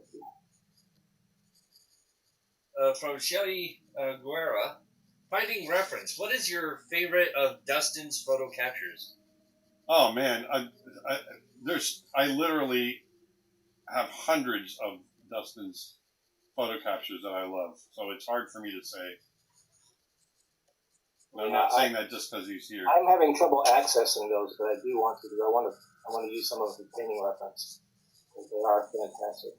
You get out there just a perfect time of day and capture this. Yeah, we just went out to Merritt Island on Monday, and really got some really cool stuff. It was kind of a dead day until we came across this blue heron that caught this fish. Didn't just catch it; she freaking impaled it. Yeah, it was pretty cool. And then we got a good bald eagle. What's that? You You ever notice when you're drawing cheese that everybody draws Swiss cheese? Yeah. That's it. Well, it's an instant. It's so iconic, Well, right? because if you don't, it looks like this. What's that? It's cheese. Cheese. It's like the Little Prince drawing a hat. No, it's not a hat. Oh yeah. It's a boa constrictor eating an elephant. Does it scare you? I love that book. Me too. What are you guys' favorite Robin Williams movies? Oh, geez. Mine is Birdcage. The favorite? Oh, Robin Williams movies? Yeah. Oh, I think the School and Dead Poets. Oh yeah. Oh, that one is that's good. a good one. As far as comedy goes, one of my favorites of his is Good Morning Vietnam. Yeah, well, I think was that his first film? No, Popeye was his first. Oh, it was. That's right. I forgot about Popeye. Oh, Popeye. We tried to watch that last week. What, Popeye? Yeah. That was hard. I've actually watched that movie like 2-3 times. Like when you I want to like past it. I know exactly. I wanna like it. It's like Aldous Huxley was it Aldous? No, not Aldous Huxley. He was a writer. Jules Pfeiffer was the writer on it. Like I love Jules Pfeiffer cartoons and his plays, and Harry Nilsson did the music. I love Harry Nilsson music. Yeah. It's Robin Williams. I love Robin Williams. Shelley Duvall was born to play Olive Oyl. Yeah. Oh, they're so. Wow. And then you watch it and you go, oh, You go, oh, right. why? But I mean, when you get past it all, you just think of it as a cartoonish sort of way. It's really not that bad. It's fun. Okay. All I right. enjoy Well, it. I know it's got its diehard fans, people I respect, some like it. Like, it's kind of my opinion. There are no good movies and bad movies. They just Right. movies some people enjoy and some people don't. Yeah. Yep. I mean, there's stuff that I enjoy that other people don't enjoy, and it's all about. It's all point of subjective. reference. It's all about opinions. It's I really like the opinion, movie man. Joe versus the Volcano, Oh yeah. and I know it's bad, but I like it. But another one of my favorites, even though it's not, he doesn't have a starring role. He has more of a supporting role. Is the one that Matt Damon's in, and Matt Damon. Matt Damon, and he's Yeah, well, it's like something Hunting, William Hunting, Good Will Hunting. Yeah. Goodwill Hunting. That's it. And his role in that, Another Robin Williams movie. yeah. And what are you guys' thoughts on the Mary Poppins sequel that came out Oh, recently? I like that. I was just going to bring that up. I like that. The live action. I liked it well enough. I wasn't bowled over by it, but Oh, you know what? I was thinking about the one that Tom Hanks was in, where they're trying to get Mary Poppins made. Oh, that, yeah. no, the one that was like the sequel. Yeah. Where it's What's his name from Hamilton? Lin-Manuel Yes. Miranda and Yeah. the face. John Krasinski's wife. I'm blanking on her name. I mean, I did like that they brought back 2D animation for the one sequence. Yeah, Ken Duncan's studio did Oh that. yeah, that was gorgeous. He did a great job. And a lot of it really did feel like the classic Mary Poppins of like the way the choreography was, the way the They got 2D Big Van world Dyke was like. again too, so that was my favorite bit. Yeah. He's in his 90s now. And every time you see him, he's got a huge smile on his face. Yeah. So nice. Yeah. There's even that one video that went viral on that somebody recorded on his phone. It was him and I think the majority of his family, and they were all around this table, and they were just like patting on the table and everything. He was singing "Chitty Chitty Bang Bang." Oh yeah. He's like in his 90s, and he's singing "Chitty Chitty Bang Bang" with everybody around. It was like, how? And Like, he did a good job too. Yeah, but he knows how iconic he is, and he's Yeah. and he embraces it. It's just so positive. have you guys met the Sherman brothers? No. One of them is still alive, isn't he? I don't know. What are you guys' thoughts on Don Bluth films? Love them. I love Secret of Nim. Secret of Nim is great. Growing up, one of my favorites was Five O Goes West. Oh, yeah. Well, that's not a Don Bluth film, though. That was done by Animation. It was. Was it? I thought. Yeah. Oh no, it was the very first one that was Don Bluth, right? American Tail was Don Bluth. American Tail was Don Bluth, but the sequel American Tail sequel was not Don Bluth. Right. I didn't know that actually. I did not know that either. I thought they were all Don Bluth. Now the rights to that were owned by Steven Spielberg, and he built his own studio in London. He was there for a while called Amblimation. They did We're Back. And We're Back, the dinosaur movie. Yeah. And they were going to do an animated version of Cats, but it fell through. You can still find some of the artwork from it online. It would have been much better than that film that came out earlier this year. And then also, it was like Titan AE and Anastasia. Like, I loved watching those films growing up. I remember when Titan AE first came out in theaters. Oh, yeah. I was like, I want to see it. Right about that time, I got an offer to go to Bluth, and where were they? They were in Phoenix or something? But I said, no, I want to stay with Disney. John Pomeroy lives here in town with me. Yeah. Like 30 miles away from me, but still the next town over. But, I see him every so often. Is he using a Cintiq yet? I believe so. I don't know why I'm drawing these extra shaky lines. Because he's nervous. Tuned in late. Was wondering whatever happened to Big Idea Studios. Big Idea Studios? The studio itself closed after we finished the Netflix series VeggieTales in the House. But the property itself is owned by Universal, because Universal bought DreamWorks, who had owned it for a few years. So it's in their purview, their possession, but currently, I can't remember who, it's TBN Broadcasting rented or leased. They have the rights to it. They use the rights, and they are making some more VeggieTales cartoons. I don't know where they're going to air, and I know that Phil and Mike are doing the voices, but I don't know who's writing them. And I have a couple of friends that are storyboarding on it. I've not been involved on it. It's still alive and kicking somewhere. Alive and kicking.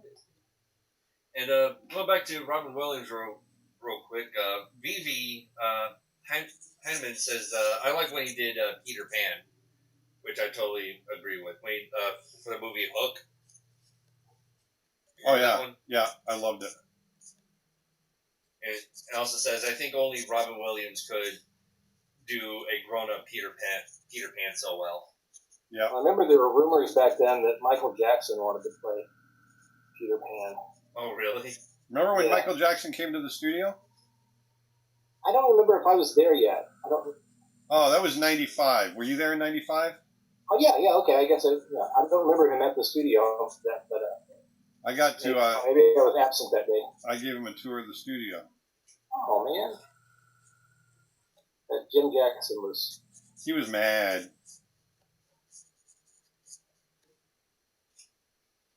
Oh, wow, so really... How is the everyday life of veterans in animation like you guys? How do you feel when people recognize you or are fans of your work? Well, I just can't walk down the street, so... Kind of a big deal. Yeah, we're kind of a big deal. No, it's like anybody else. No, it's not like that. When people recognize you, that's funny. That's only like conventions, right? Part of being an animator, you don't get accosted like that. However, though, I did enough behind-the-scenes stuff on VeggieTales DVDs, and while I was still living in the Chicago suburbs, around Wheaton University, there was a big concentration of VeggieTales fans, so I never going to like Krispy Kreme and somebody's stopping me like, "Are you Tim Hodge? I just wanted to get a donut. Don't tell anybody."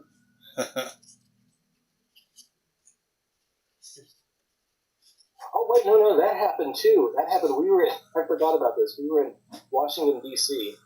and we went to the Spy Museum. If you've ever been, it's a really great. It had just opened, and it's a really cool experience. And one of the things you can participate in when you go in, you get a personality, and you have to at different stations, basically pretend to be that person to see if you can pass, the guard stations or security stops or things like that. So I was Ivan something, I don't remember, and so every time I stopped at a booth, they'd ask your name, and you have to answer a few questions to see if you can convince that computer that you were really somebody else. And while I was doing it, somebody came up to me and said, "Are you Tim Hodge?" I'm like, "What? No, I'm Ivan. No, I'm." Yeah, you got me. I'd be a lousy spy. Yeah, Washington D.C. Another VeggieTales fan. That's funny.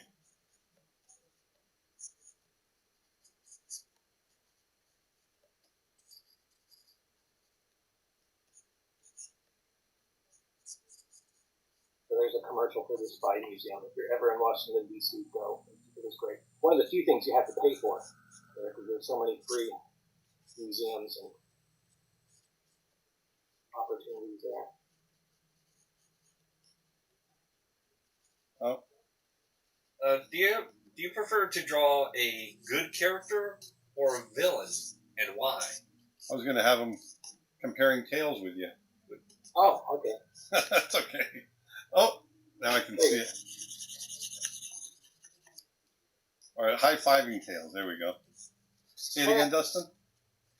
What is the most... Oh, no, that's wrong.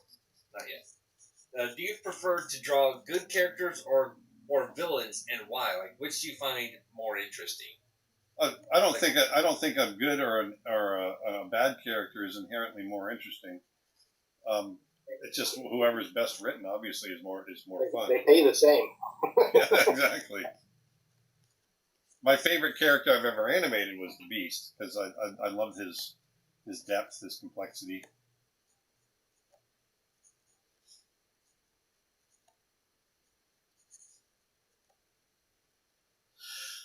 Yeah, I just have to draw characters that have fun shapes in them. Okay, I can Yeah. make it interesting to look at.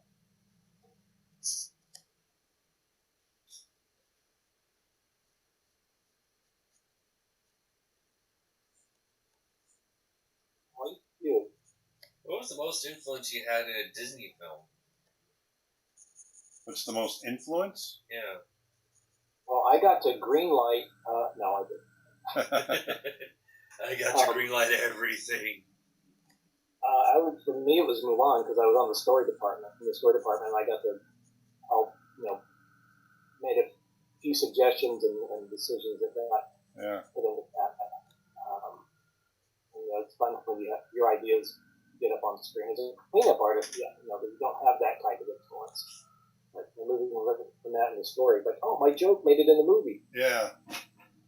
But saying that though, however, even when I was a cleanup artist and you'd see the film in progress, they asked for notes from everybody. So if you were, a painter, a cell painter or a background artist or a cleanup artist or whatever, if you had an idea, and you submitted it, if it was a good idea, they'd use it.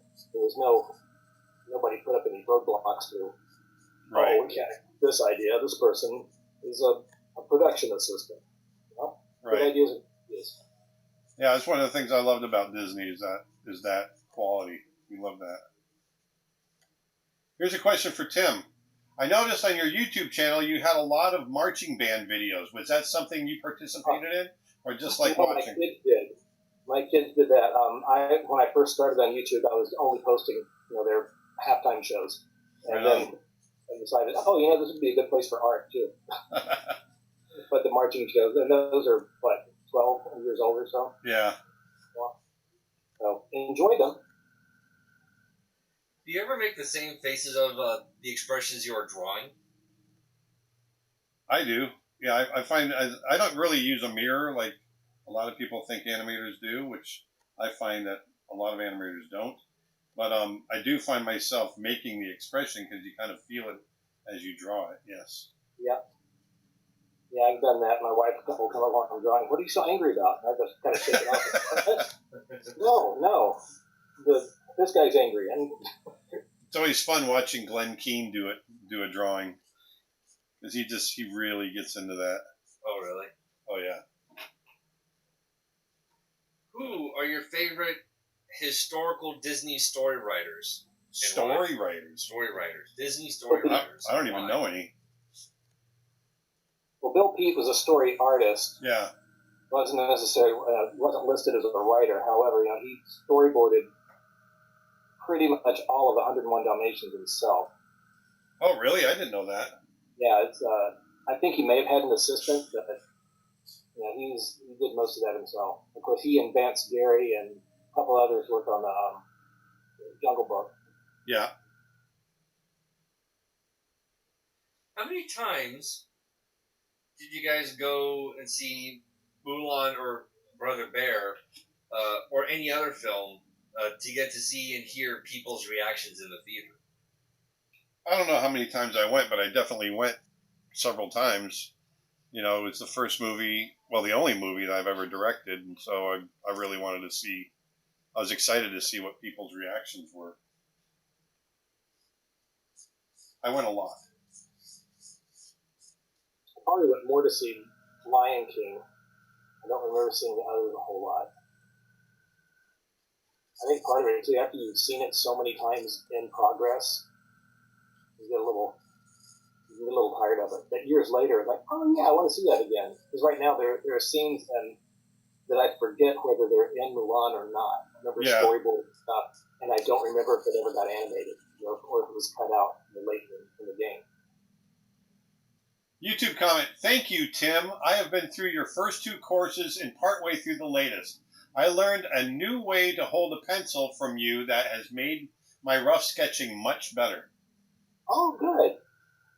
Well, I'm glad to help. Yeah, that's one thing I feel is lacking working with the stylus, because you can only hold it one way. You can't really hold it sideways very easily. But you can an Apple Pencil if you're working on an iPad. Ah. When you worked at Disney, could you pitch in and help in different areas, such as backgrounds or layout, or did they keep everything separate? Oh, go ahead, Tim. Sorry. I was going to say, from what I recall, it's mostly separate. Sometimes animators would be asked to do cleanup. Yeah, that's what I was going to say. But Yeah, when I was in cleanup, I would, if they would give you a shot at doing something, like I was going and cleanup on Lion King, but they needed help with some rough in betweening, and they knew I was wanting to advance to animator. They're like, hey, we got Mark needs help doing some rough in betweening. Could you help out with that? Because Mark Henn animated so fast that his rough in betweener, Paul McDowell, could barely keep up with him. So I got to help out a little bit on that once in a while. But yeah, if you were an animator, you wouldn't be asked to paint backgrounds and go back and forth. No, those are 2 completely different disciplines. But I did, on several occasions, go over and help out with cleanup. Of course, I know Don Hahn. Didn't he like to animate one scene in every movie he produced? I think so. Well, that was one thing. I was able to do that on Brother Bear when if I was done with meetings, especially during crunch period, then I'd go over and I'd animate. So I got to do several scenes in the movie. I'm pretty sure Tony did a lot of animation in Mulan. Tony Bancroft. Yeah. He wanted to do at least one scene with each character. So he's got one Mulan scene, one Shang scene. He even did a matchmaker scene. Oh, yeah. What's the best piece of advice Glenn Keane ever gave you? Oh, wow. Find another line of work, kid. Yeah. You can always be a plumber. No, Is that something he actually said one time? No. And not that there's anything wrong with being a plumber. It's just completely unrelated to doing animation. Every day was different advice from Glenn. That was the great thing. It was more about just watching and really picking up what what he had to say on a daily basis. It was just really absorbing. Just watching him just as a human being, the way he interacted with people, his generosity, that was where I picked up a lot of stuff, just wanting to, as I became a more adept artist, seeing the way he shared, I wanted to do the same thing he did.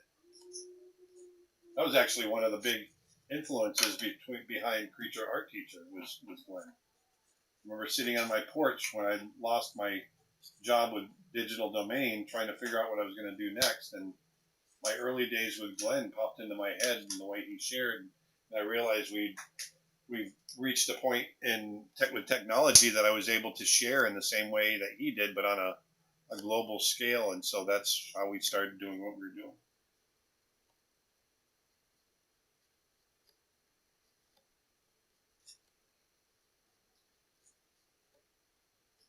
Do either of you guys have a favorite childhood fairy tale or a story that you would like to animate and make into a movie? Ricky Tikki Tavi. Oh, yeah. I know was it Warner Brothers did a version of that already? Except Jones directed. I don't know what studio he did. Yeah. I always wanted to do. I always loved that. Yeah, it's a great book. Actually, I've got a children's book I'm trying to one day hopefully get the rights to. Oh, sorry, an alarm went off. But I won't talk about that because it's a good idea. One of you guys might buy it.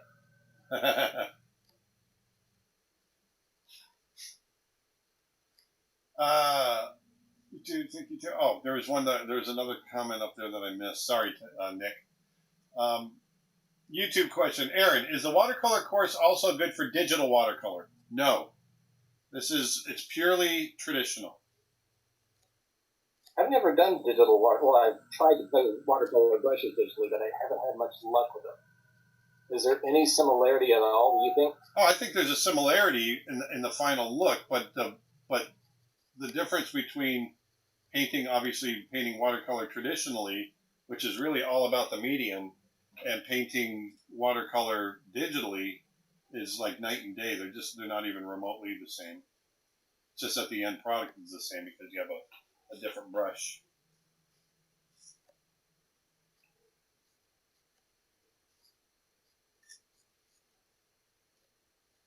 Did either of you guys like the DuckTales? The animated show? I haven't watched it a whole lot, but I do like it, especially the new version. Yeah, I never watched it. It's kind of, when it came on, I was in my late 20s, I guess. So it was just not really something I gravitated toward. I remember watching it growing up. It was a fun show. I think it came on like early mornings, if I recall. Yeah, I mean, for a professional animator, for the professional animator that I was when I was at Disney, I was very out of touch with animation outside of Disney. Well, it was Disney, but not the Disney feature. Outside of Disney feature animation. Yeah. When you animated a scene, did you get a lot of direction, or would you be on your own to do your own research to figure it out?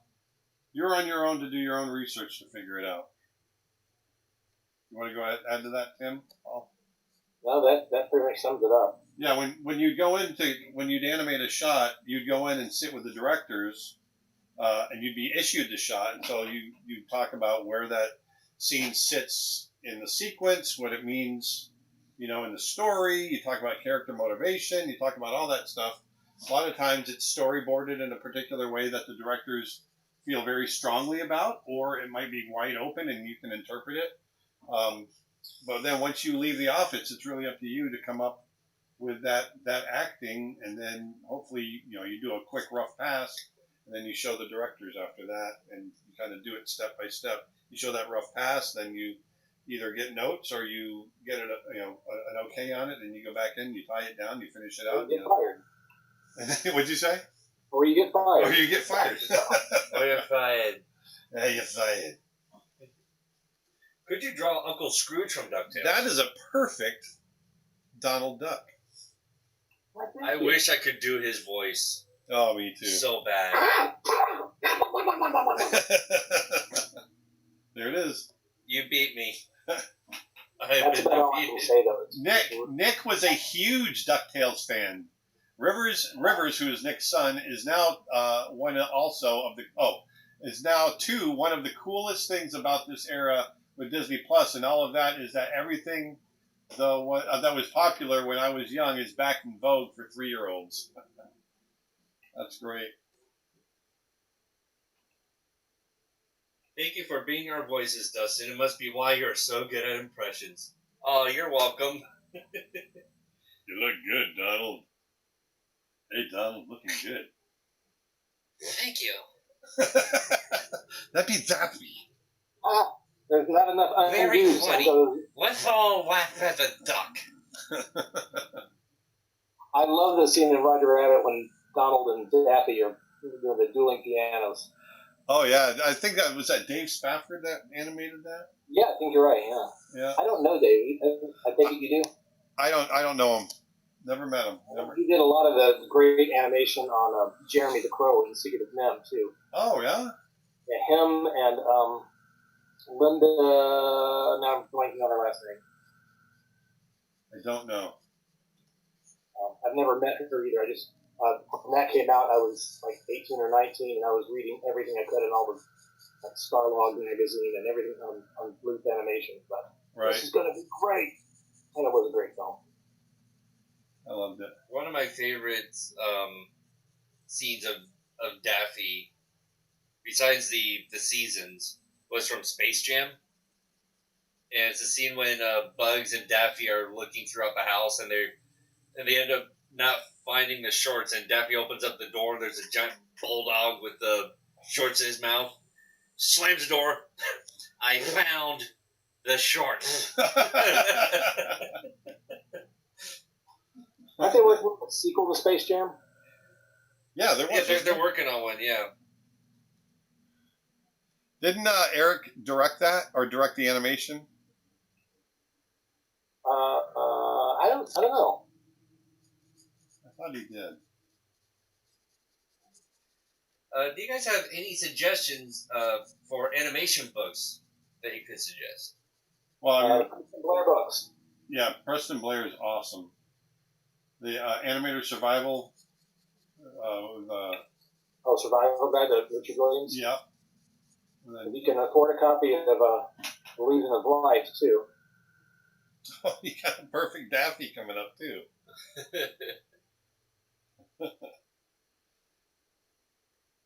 Wish I knew how to draw the classics. That's fantastic. Hi, Aaron Tim. Hi. A lot of illustrators have influenced the look and feel of animated films. Do you guys have any favorites as far as illustrators go? Al Hirschfeld influenced Aladdin, which I always thought was pretty cool. He's a little red in the eyes there. I think I remember reading an interview with Milt Kahl, the Disney animator, and they asked him if he ever felt stifled drawing in the Disney style. He said, "My style is the Disney style." Yeah, Milt was quite a guy. Did you ever meet him? Hey, come on, man. Well, he didn't die that long ago. No, I know. I never even thought about working for Disney. It was never on my radar until 1987, 88, 87. And I think he was gone by then, wasn't he? Yeah, actually he was. I went to this film festival in L.A., the Animation Film Festival, and he had just passed away, and they had a tribute to him. And it was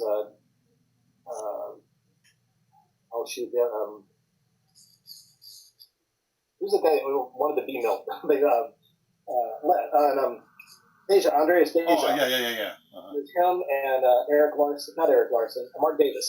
They hosted a little tribute to him and told stories, and they played clips of his work. And I still, at the time, didn't realize just how I knew he was in one of the 9 Old Men, but since Frank and Ollie are the ones that got all the attention, and they wrote the book, I thought they were the main 9 Old Men. Of course, Ward Kimball was the goofiest. So this is a bit of a longer question here. The question is, I find the hardest thing as an artist is pricing out projects for clients. I tried doing a sheet with pricing for different projects with revision amounts, etc. But I find that every project seems to be so specific that I never know what to charge for my time in the end. And I always feel like I undercharge for my time. Do you have any suggestions? Stop it. Oh, that's what you do. Just stop it. Stop it. Yeah, at pricing, I think it's everybody has a hard time. I think it's funny how so many artists just have a hard time pricing what they're worth because I don't know, I don't know what it is. Yeah, I agree. It's my job to do that because I work freelance now, and I still have trouble. Yeah. And I try to price it out by the hour and figure out how many hours it's going to take me, and then I always underestimate. But you lose track of time when you're drawing. So you're like, oh yeah, that's going to take me about half an hour? Like 4 hours later, yeah, I'm almost done. Yeah, my biggest thing was if you have the ability to walk away if you don't get what you want, then you should. And within reason, obviously. If it's within just a couple bucks, then you can work around that. But when I started freelancing after Digital Domain went under, I was lucky enough that I had saved enough money in my bank account that I could be a little more choosy about the jobs I picked. And so I got pretty good at being able to walk away if I wasn't getting what I wanted. But not everyone has that luxury, I understand. Right. So you got to be careful not to underbid yourself, though. Yeah, I recently was working on an illustration job. Oh, shoot. I meant to go under. Oh, well. I was working on an illustration job for a client who I was working with. They'd hired an agency. And of course, the client had wanted me to do the illustration. But the agency guy was like, well, how come you charge so much when I could get my in-house designers to do this for like a third of that? Yeah. And I was like, well, if you don't want to use me, then use your in-house designers. And I was like, yeah, freelance artists always charge a little bit more because we've got overhead, we pay our own taxes.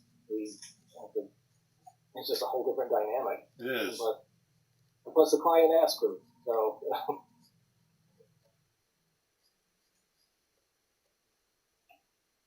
And usually, as a freelance artist, you're doing something that's, especially if later in our careers like this, it's a bit more specialized.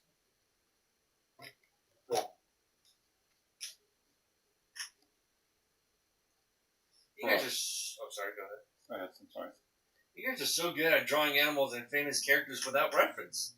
Have you ever thought of drawing something you can't remember much about, how to draw without reference, just to see how it would turn out? Say that again? Like trying to draw a character and like something that you haven't really done in a long time, and so without reference, you just try to draw it out of your head, even though you haven't. Actually, I did that recently. I belong to this Facebook group where we just draw. It's called The Line, and you can only draw just line artwork, no color, no tones, no final rendering. It's just the beauty of line artwork. And every month they pick a theme. And one couple months ago it was Warner Brothers characters, and I thought I'm going to try to draw Michigan J. Frog. And I always try to get reference because I want it to look right. But no, I want to do this in my style, so I'm just going to see if I can remember what he looks like. And I got okay, but it was definitely something that looked like I designed it and not Chuck Jones. Yeah, I mean, like this Daffy Duck, I just remember the duck I'm drawing now. I just remember the beak. I don't remember anything else. It's kind of just, it's my own thing. It's very obvious. That's a perfect, another good thing. Yeah, this is like this, and I'm like, does he have a tail? I forgot. I can't remember either. You're hurting me. Please stop. I was drawing Roger Rabbit for a thing at our library. We had a little event with local animators. So it was me, Tom Bancroft, and John Pomeroy, and Scott Christian Saba, who just directed the film on Netflix, Animal Crackers. Oh yeah. And of course, there was a room full of kids and adults, and like, draw something. So like, we're all trying to take turns on a big pad of paper drawing characters. I was drawing Roger Rabbit, and this little thing's like, wait a minute, which side is his tooth on? How many whiskers does he have? Yeah, actually, I tried that the other day. I tried to draw Roger, and I've drawn thousands of Rogers. We did 2 Roger Rabbit animated shorts, and for the life of me, I couldn't remember how to draw them completely. Well, even in Lion King, I spent all day drawing Simba, and but I was always cleaning up somebody else's drawing, so I had to start. Yeah. And then when people find out, oh, you worked on Lion King, can you draw Simba? And I sit down like, Like, how do I do that again? Aaron to draw this first in blue pencil, then I'll go over it. Yep. Twitch question: have you guys ever met Don Rosa, the man that sort of created Scrooge McDuck? No. I have not. You still alive? I don't know.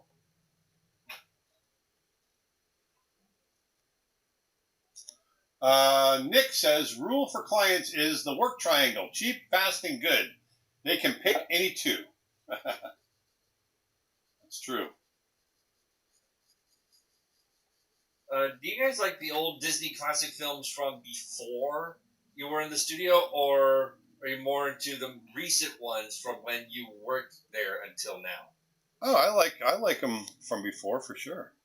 Oh yeah, that's what set the standard and what I wanted my artist to look like. Exactly. Yeah, so you prefer the classics more than the ones that you guys were on? Yeah. Well, I don't know that I prefer them, but I like them.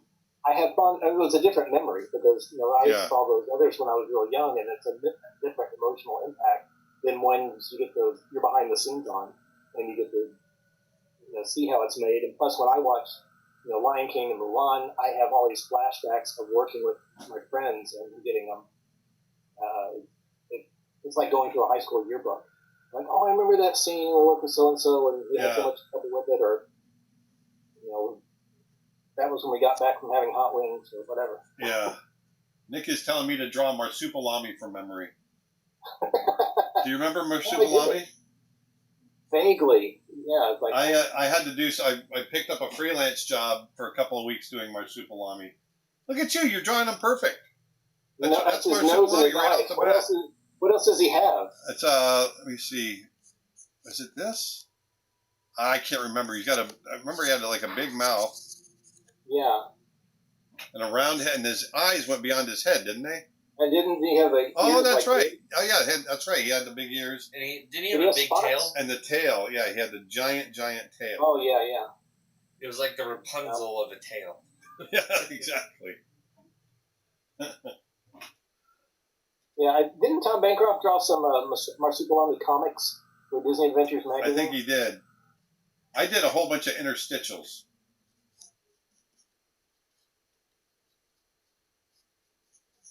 What's your favorite superhero? Or, if you were a superhero, who would you like to be?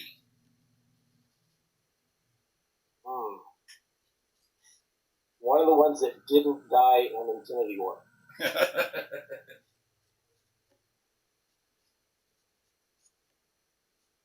I don't know. That's all. The usual question is, would you rather be invisible or be able to fly? If you could pick a superpower. Yeah. I don't know. Sometimes I don't do so well with heights, so I'll probably go invisible. Yeah, but you can fly, so it doesn't matter. Do you remember Jim Story? He's a story artist on John Henry. He told me he had a dream once he was Superman, but he could only fly like 6 inches above the ground. Yeah, I've had dreams like that. So people like going on the sidewalk. Hey, there's Superman. Watch out! Step aside! Step aside! Like a hover car. He's like a hoverboard. Yeah. Yeah, my favorite superhero is always Captain America. Although I would love to have the Iron Man suit from Tony Stark. I love the Iron Man suit, but I love Captain America as a character. Yeah. See, you remember him better than I do. I've drawn him fairly recently. Rabbit. Yeah. Well, I also know his nose because Ruben Procopio coached me on his nose because I was always getting it wrong. Oh, see, I Think remember of it this way. You've got to think of it this way. 1, 2, 3. Yeah. Okay. And I just remember the saw blade hair on his cheeks.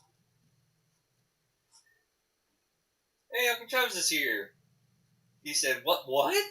Say this is so. It's two of my favorite peoples.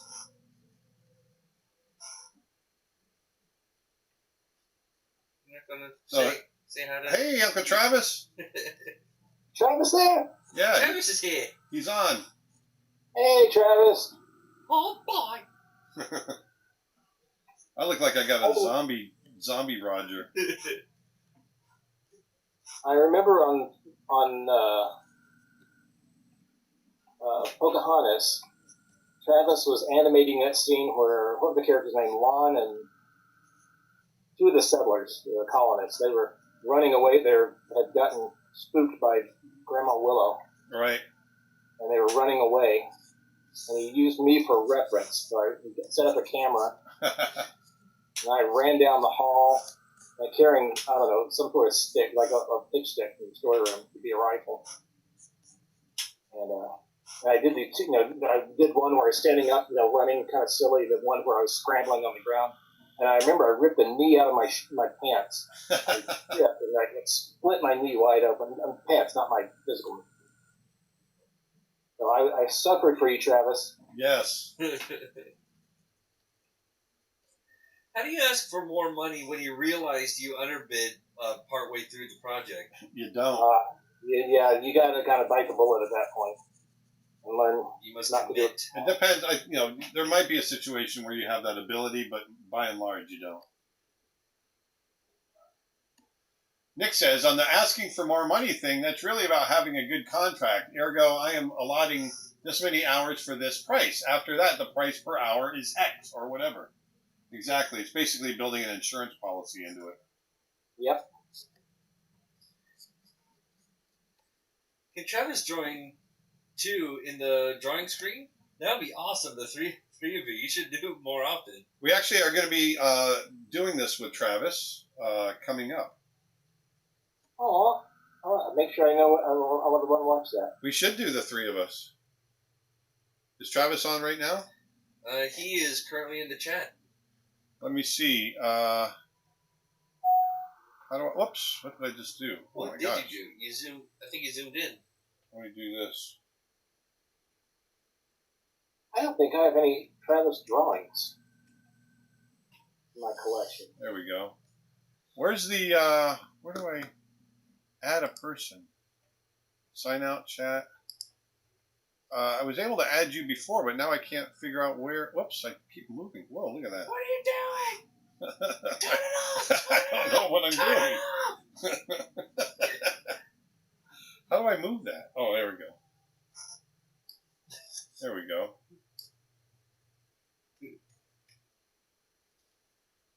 I'm trying to find how to add you, Travis.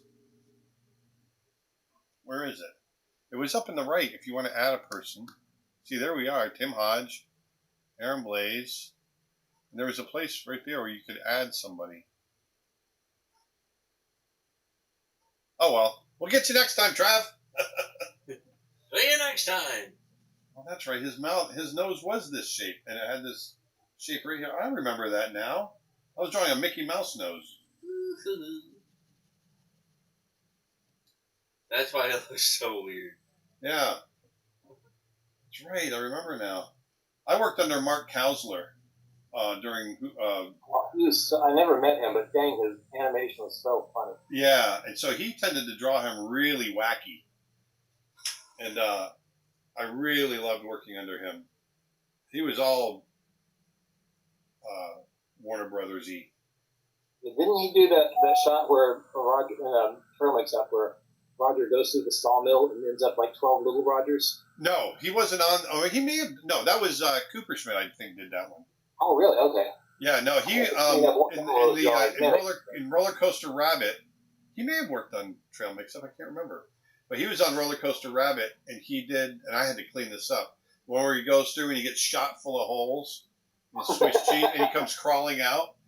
I had to. Oh man, doing that without having all the holes crawl all over the place. One of my favorite scenes. Well, you got that revenge on me because you did that one of the scenes of Mother or Mama when she's skipping and wearing that polka dot skirt. Yeah. Yeah, I was part of the team that had to put all those polka dots on the skirt and make sure they. To this day, one of the hardest scenes I ever animated was in that same section where Roger gets caught up in the rope and he's spinning and swinging around because he had to come to a stop in the swing, and he's swinging in a circle and he's spinning while he's swinging, and that had to slow down, and he's acting all at the same time. That one was a killer. Uncle Travis says, Tim, I'll send you a canvas of one of my prints. And also says that I'm on the road. Oh, so he wouldn't have been able to do it anyway. Yep. Well, what the hell are you doing on your phone on the road? Get off your phone! Turn it off! Turn it off! But we are coming up on 3:30, so I told Nick this is not going to be a 2.5 hour. Liar! 2.5 hours later. That's a perfect Roger. Just that gesture right there is a perfect Roger. Look at that. I'd get a hand there. Yeah. If I could get paid just to draw scribbles like this, I'd be happier. Well, is that what we get as rough animators? Oh yeah. I was gonna call somebody out, but I won't do it. There are several animators that got paid to draw about like that. Oh, I have Bruce Johnson told me I was seeing him with Beast. He drew one of his drawings of Beast was not even this cleaned up. It looked like shorthand, and it just said, and he wrote on it "angry face" and sent that to clean up. Clean that up. Oh, Travis is calling me. I'm okay. You're on speaker, by the way. I'm still on a live stream. Yeah. Hey, tell Tim.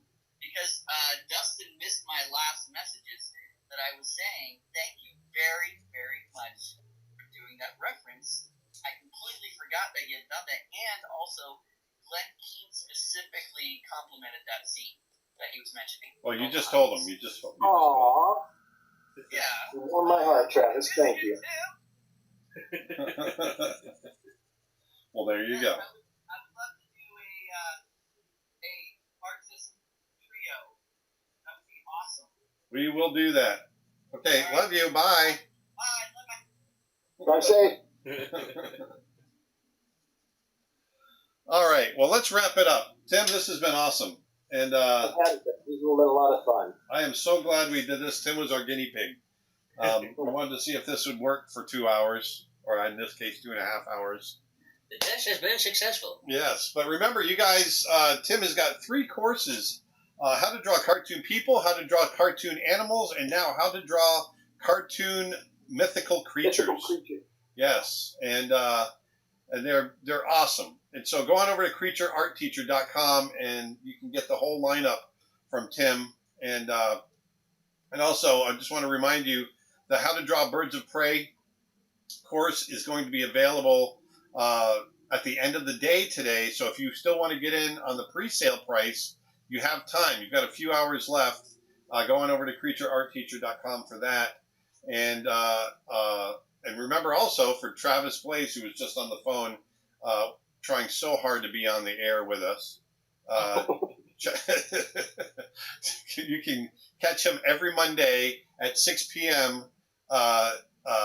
Pacific time for Draw Over Mondays. And yes, at Bald Melon is Tim's basic. That's your call sign for everything for social media, right?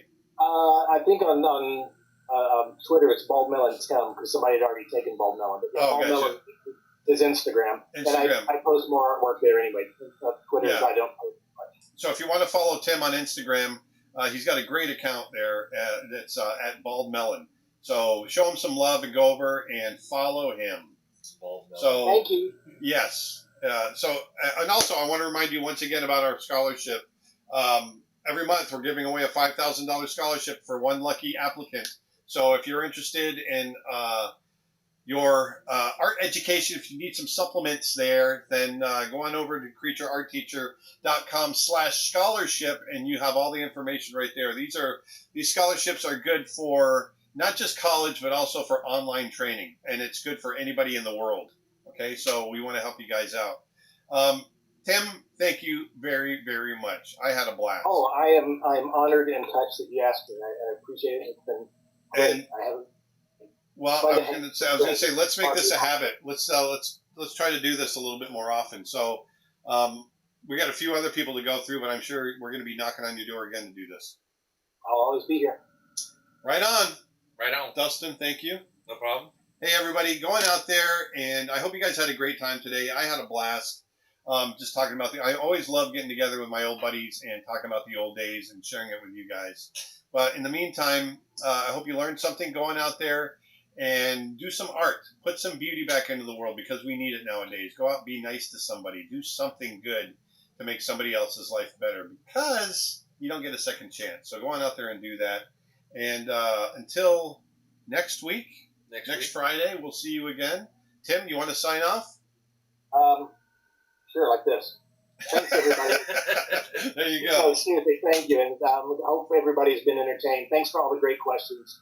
It's been great, not just talking with Dustin and Nick and Aaron, but also with everybody who's had something to ask or chip in some information. So right on. Can't wait to do this again. Right on. All right, going out and have a great week, you guys. Dustin, take it away. Hey guys, thank you guys so much for watching. Glad you guys enjoyed this stream. And if you guys are interested in another Instagram profile, you can check out mine over at Dustin_Blaise over on Instagram, where I post wildlife photos. I do a bunch of wildlife photography. And in fact, on Creature Art Teacher, you can also find my reference bundles over there, full of beautiful Florida wildlife that you guys can paint and enjoy. And see you guys next week. And as always, Cowboy Bebop. See ya.